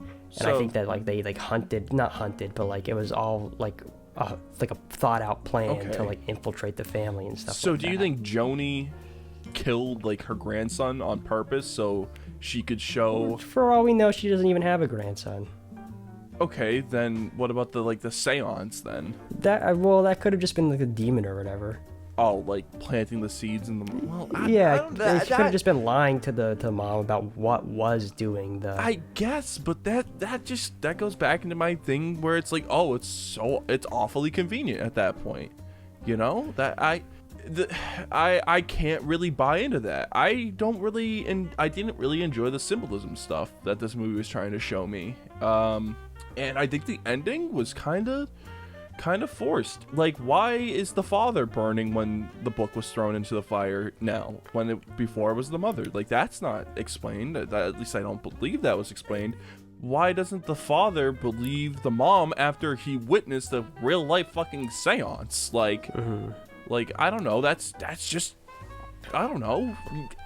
Everything is, I don't know. Everything has to fall into place. It's convenient. There was an article that I read afterwards that kind of like explained stuff, or like kind of went through everything and kind of tried to explain everything. So that stuff wasn't as big of an issue for me. Obviously, again, that's like after the fact of watching it and then looking into this. Not yeah, everybody's gonna I look think that's into... a flaw with the movie. If you have to, like, obviously the movie doesn't have to spell everything out for you, right? But like, it could have done a better job at explaining. I don't want to have to like look at fan theories to get more context out of a movie. That's something like I know this is completely off topic, but like that's an issue I have with the Matrix movies. You have to kind of look at these theories to try to explain the world a little bit more, because it doesn't really flesh it out in the way that it should be. I know that's like completely off topic though, but I don't know. I enjoyed the first half of this movie. I did not enjoy the second half. I think it falls off really hard. Okay, so we're kind of opposites on that then. My favorite part of it was seeing Annie Spider-Manning around the house. No, that was funny. Oh my. That was funny. And the only other note I had is that I think the real victim of the story was the father. Yeah, the father just kind of get fucked over. He's buying into his wife for like the longest time. Why doesn't he just throw the book into the fire? What's the issue with that? Like, bro, you were right that there. part was kind of but I can kind of see how like he doesn't want to enable this. Like he just wants to be over. Like, I'm not gonna play your stupid games, but at the same time, he could have just thrown it in the fire. Right, and then left. So anything else, Noah, you want to add, or? I don't think so. Okay, cool. All right. Sorry, Noah, if I'm like shitting all over your pick. Like, I do genuinely enjoy like the first half of this movie. Like, I don't want you to think that I hate this movie. I don't.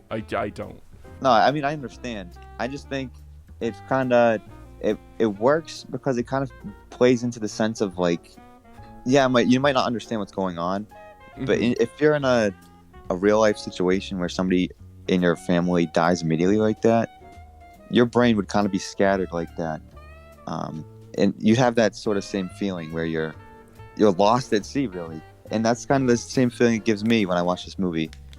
Oh my God, Dad just burned. Oh my God, the mom's sawing her neck off. Oh my God, it's a cult. It's not so much the plot that I'm following when I watch the movie. It's just the way it's making me feel. And right. I think that's something not a lot of movies can say. It made you feel something, and it made you remember so many moments because of how you felt. That's like, I'm not thinking about it now, going back because of any fear or any deeper feelings I felt. I'm going back just because, stupid clown make funny Muppet face. Yeah. So I think we're ready to vote then, guys. Noah, what are you picking? Oh yeah, I gotta go with Hereditary. Okay. Joaquin? I'm also gonna go with Hereditary. I was not expecting that. Really? Especially from you saying that you weren't really a fan of the second half of it. But the first half is really good. So. Oh, okay, wow. See, I was expecting Joaquin to give an It vote, and then I'd have to split it down the middle. I'd probably go with It. I think the first one. It was a fun little adventure movie. It wasn't necessarily a super scary horror movie, but I thought it felt more Halloween-y to me than Hereditary did. And again, if I'm with a friend and they ask me which one I want to put on, with Halloween decorations up and popcorn and sitting on a couch, I'll probably pick It over Hereditary. But it's an easier watch for sure. But that doesn't matter, because Hereditary moves on to round 2. And we're already at the semifinals. Fantastic, way better than last year. Very quick. Is this a semi? Yes, it is. It's this. Well, technically for this bracket, it is a semifinals. Okay. Yeah. But anyways, so we have Scooby-Doo 2: Monsters Unleashed versus Coraline. I feel kind of called out here, because you guys, Jason, you gave the vote to Paranorman. Oh shoot! Yeah, I want to be the split here. Oh. Well, I feel like I don't have to really say what mine is, because I feel like you guys both know. Not that I don't like Scooby-Doo 2. I like it well enough. I think it's a really solid movie, guys. But oh man. Well, I'm just gonna vote for Coraline. Okay, that's fair. I'll go a bit more, and I'm not just picking Scooby-Doo 2 because I'm not a huge fan of Coraline. I think Scooby-Doo 2 is a sleeper hit And I saw you tweet this, Joaquin, and I take it you tweeted this like when you watch these, and if it is true when you tweeted that, I watched these movies a couple days before you did, the Scooby-Doo movies, and I had the exact same reaction. Yep. God, do I want another movie with this cast and these characters written and honestly, like you said, directed, preferably by James Written Gunn. and directed by James Gunn. That would be like the dream. Like, I just, similar to Addams Family Values, I think the characters are great. It's so funny. It's so fun. And also it has an incredible Iron Man moment at the end, which we didn't bring up when we first talked about it, where like the Avengers Endgame I am Iron Man scene, this has a brilliant, who do you think you are? Scooby? Scooby? Doo! Yeah, I'm going with Scooby-Doo 2 Monsters Unleashed, not just because I don't like Coraline all that much, but just because I really love Scooby-Doo Monsters Unleashed. And that leaves it to Alright. Noah, who likes both these movies. I Both do. of these are his pick from the previous round. I think Scooby-Doo 2 has an advantage, and I think being a comedy is its advantage. Being a comedy adventure film, it's really easy to kind of pick it up if you're by yourself, if you're with one person, if you're with a group of people. And for that reason, it might be a better Halloween pick. You can really rewatch it as much as you want. Coraline is it's more of a sit down by yourself type of movie, I think. I think you were getting at that before, Jason. That being said, I think Scooby-Doo 2, Scooby-Doo is just a juggernaut of a franchise. If you got rid of one Scooby-Doo movie, it wouldn't feel like you'd be missing that much, even if this is maybe the best one there is. Coraline, it's a wholly original standalone movie. So by this logic, I think Coraline has to edge it out. Let's go! Let's fucking go! I think there'd be a bigger void in the world if there's no Coraline than if there was no Scooby-Doo 2. Interesting. Joaquin's dreams are still alive. Coraline moves on to the finals. And now the second round of the semifinals, we have Addams Family Values versus Hereditary. I'm kind of where Joaquin was last matchup. I don't think I really got to say much. I've explained how much I absolutely adore Addams Family Values. Similarly to Scooby-Doo 2, it's much more impossible than the Scooby-Doo 2 having a third installment. But God, what I would kill for that third Addams Family movie to have gotten made, to experience more with these characters. I absolutely adore this movie. Addams Family Values for me has to go through. Noah, why don't you go first? Because I think I know. I think I can use the same logic I just used. Yes, Addams Family Values is good. It's a comedy, sort of adventure film. It is, I think, better overall than Scooby-Doo 2 is. It kind of reaches where it wants to reach, and I think the characters are just better overall. But at the same time, Hereditary fills a new void. It makes you feel something, and it makes up something wholly original. So I pick Hereditary. Okay. And Noah, I have to apologize to you. I am sorry, man. You saved my pick. You guaranteed my pick second place, right? I have to apologize that I'm knocking out Hereditary. Betrayal. I am absolutely 100% sorry, but Addams Family Values has more value to me than Hereditary does. As a movie, as an experience, I have to go Addams all the way. And it's not, Hereditary is 50% genius, right? And then the other half of it falls so hard, man. And that's why I feel so bad. But I can't just give you I can't give you pity points, you know. I have to speak with my heart. You spoke with your heart with Coraline, I assume. and I love you for it, but Addams is going on. And there we have it. We are now in the final round of the second Halloween movie bracket. It feels very deja vu from last year's. It does. We have in one corner the very original, creative, animated movie, Coraline, versus, but for my money, one of the quintessential Halloween live-action movies, Addams Family Values. Mm-hmm. I feel like this is going to go down to Noah. And so... This is going down to Noah, yep. And so I think we have to make our cases, Joaquin. Yeah. And I'll let you go first. Joaquin. Oh, man, going first is not... Okay. You can have a rebuttal. Okay, perfect. So, Coraline, right? Outside of my personal feelings about this movie, everybody at least can acknowledge what it was trying to do. Addams Family is doing a lot of what the first Addams Family does, and I do think it does it better, but there is something to be said about, kind of redundancy, where, yeah, if you got rid of one of the Addams Family movies, you wouldn't be missing out on too much, because you're getting a lot of the same with both scenarios.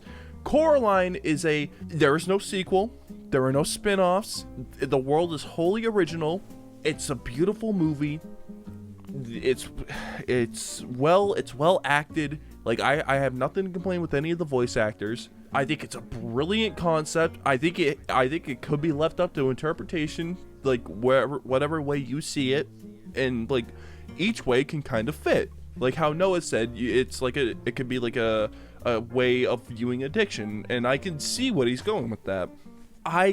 Addams Family Values is just a really good comedy movie.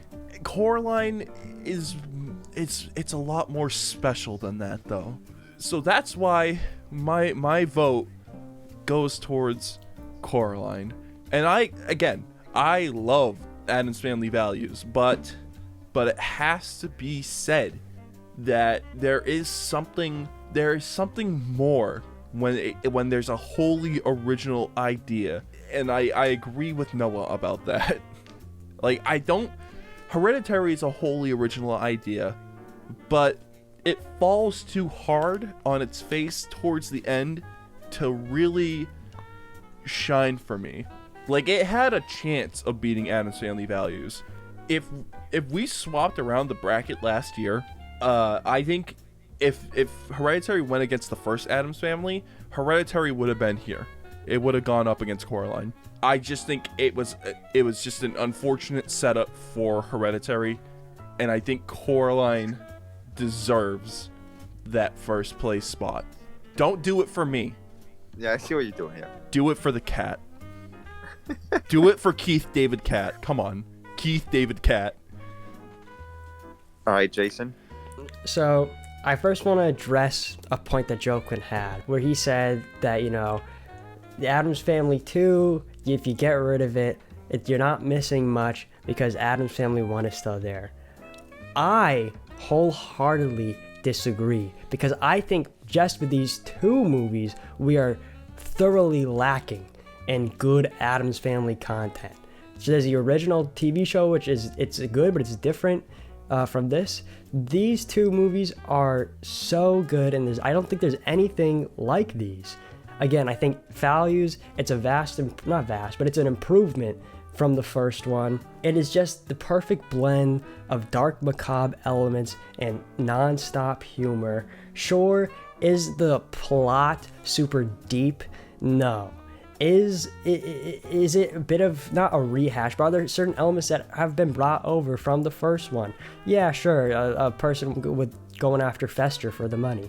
But honestly, I think just with the characters alone, I could see these characters being in any scenario, and I'd probably enjoy it, because I just love hanging out with these characters for 2 hours. Jason, that's not okay. I know you didn't interject with me, but I have to interject with that. What you basically just said is Family Values isn't deserving because you could inject these characters into any scenario. So any scenario with the Addams Family would be fine enough.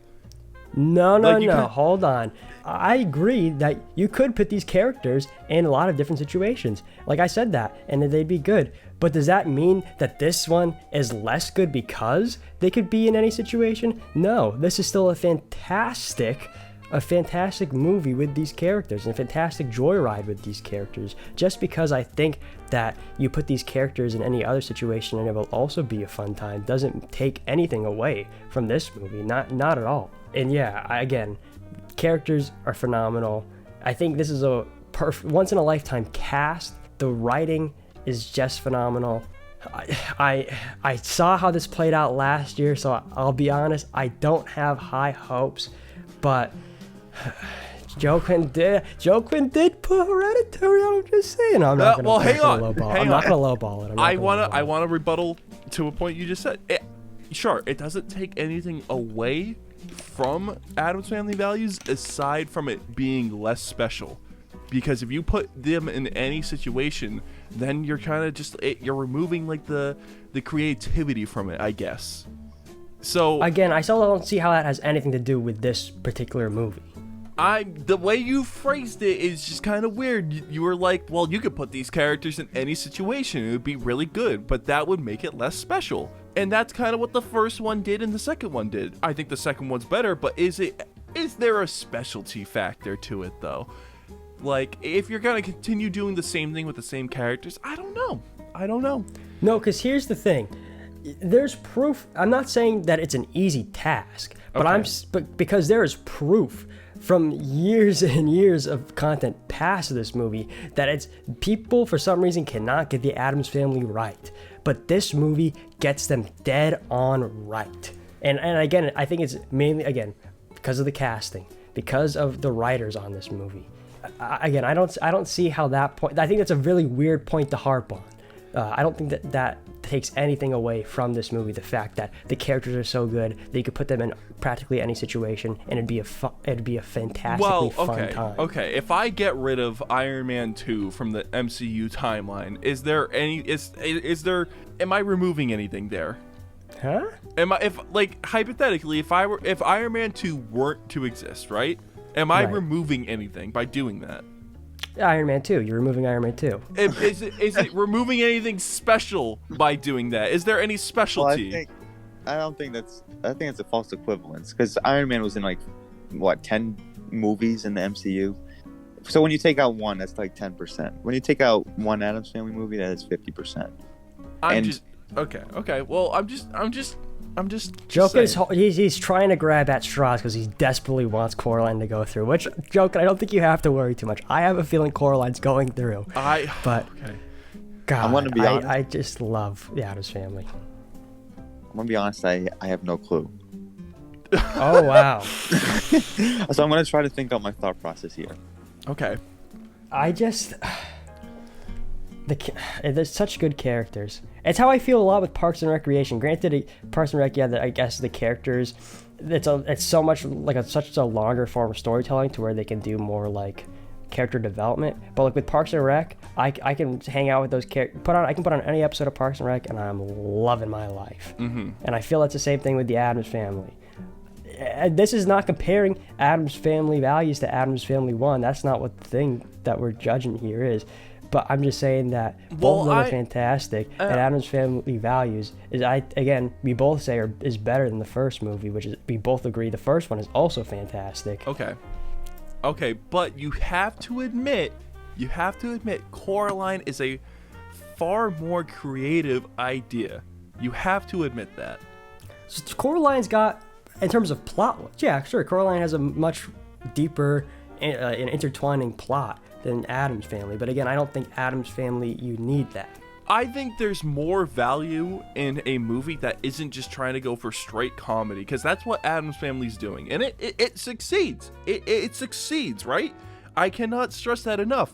But Coraline just has way more substance, and I think it hits harder because of that. I think it's more special than Addams Family, which is basically the only thing it's trying to do is comedy. The whole point of it. It's not like I don't But know. there's a need for that in the world. That you don't. Not every single movie has to be Gone with the Wind or anything like that. Well, There was also social commentary in Addams Family. Mm-hmm.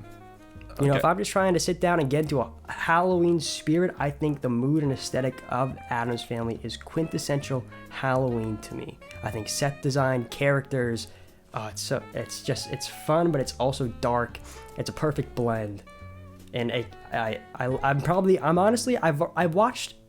No, I didn't watch Addams Family twice, but I'm honestly probably gonna watch both the movies again this Halloween season before it ends. I'm probably not gonna watch Coraline again, and I guess that's personal opinions on the movie, but still. Okay, well, listen, Jason. I think we're just viewing this from two very different viewpoints, right? Mm-hmm. I think, and I'm personally, there's nothing wrong with the way you view it. The way I see it is Coraline is just something. It's near and dear to me. I love the movie. I think it's like I said at the beginning of this. It's probably one of my. It's not probably. It is one of my favorite movies of all time. If I had to make a top 10 list, Coraline would be up there.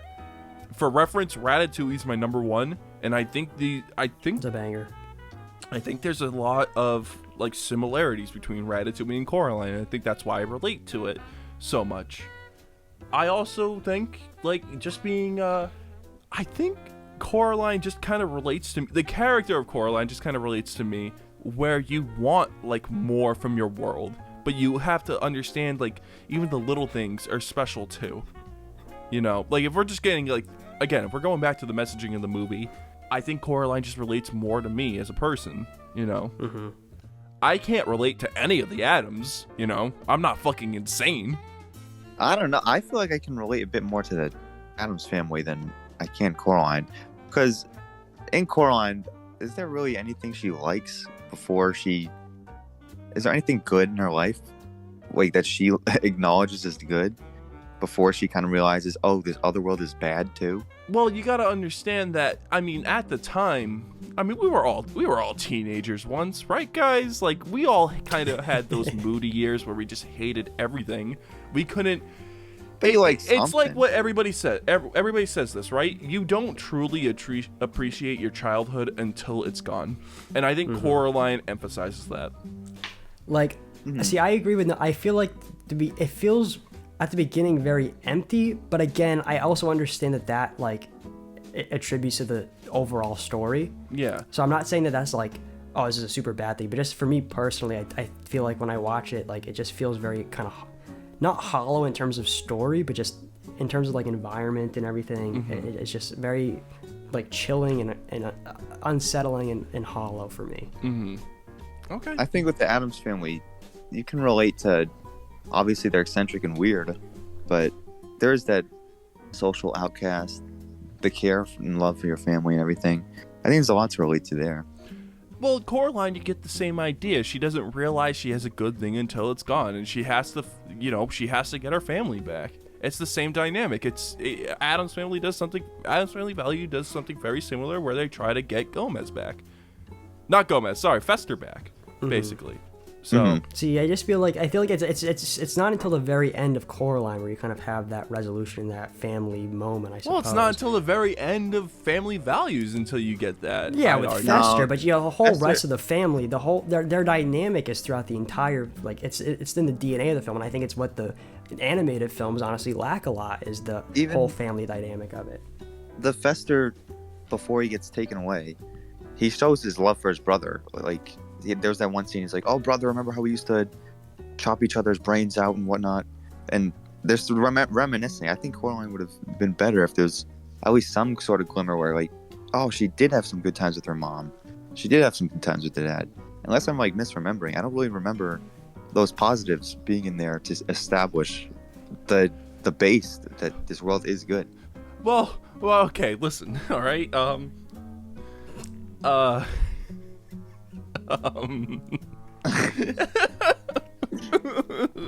a movie is more than just its theme, so. Right. Of course. With that, hey Noah, you got any thoughts yet? I think what Coraline was lacking was the solid ending for me. And I think you brought it up too in the first round. There was no, there was an ending, and it was the following action too. But I feel like the climax could have been bigger and better, more, maybe even some more action or more psychedelic visuals. I think even Paranorman had a lot more of the in-your-face type of thing. I think if there was more of that to give you the sense that she was really down the rabbit hole, it would have felt more complete. The Addams Family, it is a part of a big, huge franchise that's been going on for decades. So, kind of like I mentioned before, do you lose more by getting rid of Coraline? I think so. But that being said, Coraline definitely has influences from other things, like Alice in Wonderland, like Tim Burton. So it's not like it's God's grace where it's the only thing like it in the world. I think the way I'm going to decide this is by kind of sit down Halloween rewatchability. And I think it's interesting that the guy who doesn't like Halloween really loves this movie, because Coraline certainly has that dark feel that you get for Halloween, right? Addams Family has more of the lighthearted side of Halloween while still having the dark undertones. I think my vote has to go to the Addams Family. And that's like a literally like right now decision. So maybe I'll feel different in an hour or two, but I have to say Addams Family just for the, I don't know, just the, I think everything it reaches for, it hits. Wow, but it doesn't reach for much. You gotta admit, it doesn't reach for much. That's true, but there's still, I think it still reaches at least. It's not like, it doesn't feel like a cash grab or anything, right? It feels like there is soul put into the movie. As much soul as Coraline? Not as much soul as Coraline. I think the claymation, like in itself, kind of lends itself to being, like you can tell, obviously a lot of care was put into a claymation. Mm-hmm. I think if it was a little warmer in the beginning, Coraline, and if there was more of a more juice to the ending, I think it would be my pick. I think it just falls short in those regions. Yeah, Addams Family is just, it just brings a smile to your face, like Jason said. Well, Addams Family values get some semblance of vengeance. It is the winner of the second Halloween movie bracket. However, there can only be one king. Last year, Monster House came out on top. This year, Addams Family steps back up to the sidewalk of that house. It's peering deep into the door, and it's ready for a fight. What is the king of the Halloween movies that we have gone over? Addams Family values the winner of this year's bracket versus Monster House, the winner of last year's bracket. Yeah. For context, before we started this, we all agreed to watch Monster House again. You know, so yes, like we had 9 movies to watch this year, one being the rewatch. Honestly, guys, this is not a competition. Like, no offense, Monster House. I don't know how we got Monster House higher than Addams Family. I might need to rewatch the first Addams Family again. Yeah, I'm gonna have to again. rewatch it too. I think Family Values just takes it, right? Well, I mean, I didn't think it was going to be this abrupt of a conversation, but as much as I'm pleasantly surprised, and yes, I would also go with Addams Family Value, I'm very shocked that it's not. I thought that there was going to be blood on the floor for a second time. No, I think we all Addams just have Family an understanding. Like, we on. all understand that the Addams Family Values is better than the first Addams Family, right? We all agree with that. I think so. And imagine, I think it improves on it. I believe we all said, like, last year that it was so close between the two. So maybe the little nudge that Family Values has over the original Addams Family is just enough nudge for me to just completely be in that direction. So I think this is a slaughterhouse. Like, this is. I don't like see I don't think it's as like confusing as to how the last one went over against the other Addams Family. Again, I think the Addams Family should have won. That was my pick to win, and I was outvoted. But Monster House, I feel like was a very similar discussion to how we were kind of discussing Coraline, where it's very much its own thing, and I think Monster House has more soul than Coraline does. Oh, hard disagree, dog. You are full of It's got more fun as well than Coraline. It's like Monster House. Those are some hot takes, man. It's a quintessential Halloween movie. Those are some hot fucking takes, man. It's like out of every animated movie, like Halloween movie, I think Monster House is probably the best one. Wow. That's... You know what? I think I'd put it third below Coraline in this situation. Yeah. Wow. Yeah, man. Come on. Like, come on, man. That's rough. That is... Well, I mean, let's just say visuals. Monster House definitely is the weakest of these three. Yes. Well, I think I don't know. Again, I think Monster House. I agree, but at the same time, you know, it's a very interesting form of animation. Monster House. I thought it had added the film grain to it as well, which I mean, I guess for some people it might be hit or miss, but I really enjoyed it. The way that they animated it with, you know, people actually acting it out. I don't know. I think Monster House is. I'm surprised at how much of a switch there's been. From last year with you two. To add to the animation though, like there is definitely a certain level of creepiness, right? That gets added with like doing motion tracking. I'm not a huge fan of motion tracking in animation, but in a situation like Monster House where it's supposed to be kind of creepy and disturbing, it works. However, you can also argue the same thing for claymation, that it has inherently its own creepiness value, and I think it does. I think Coraline would not be the same movie if you tried doing it in CG, or even, obviously, you probably wouldn't do it in live action. I don't know why you would. Don't ever fucking do that, like Netflix or whatever. But yeah, I mean, like, yeah, you can't, to me, it's an open and shut case, man. Coraline is just better in every single way. And it's unfortunate that, like, you know, Family Values won, yeah. But I still think Family Values is a better movie than Monster House, especially after rewatching Monster House just today. Like, literally, I think I watched it maybe 6 hours ago. Yeah, no shot.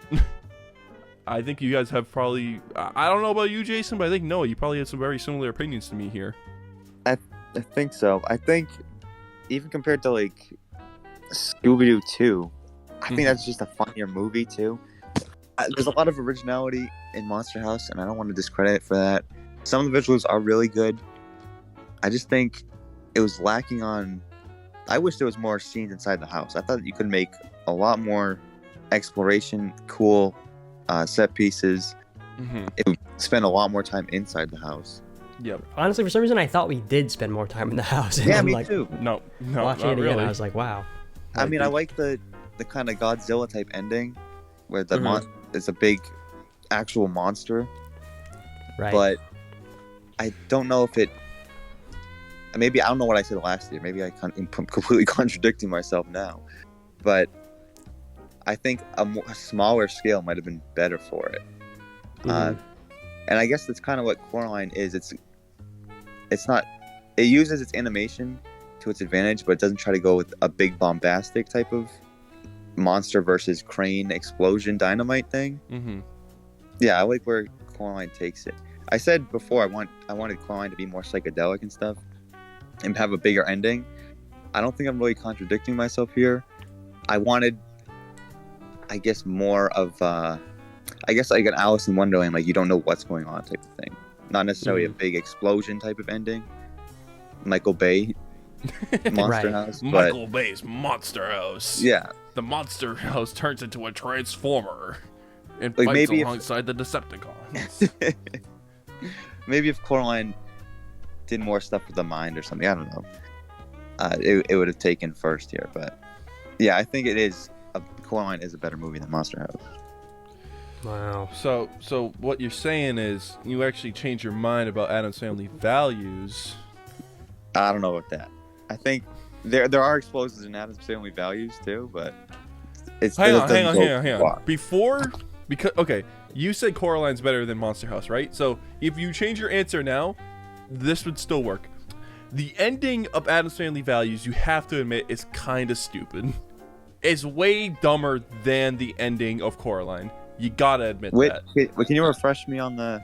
You're talking about the electric chair scene? Yeah, where the baby so conveniently escapes the crib. Goldberg machine. Yeah, escapes the crib, lands on a shoe, and then somehow connects the wire into shocking her, which I don't even think I don't think that would work. Like, I don't think you could just reset I don't the circuit understand how that like worked either. So what do you think? What do you think?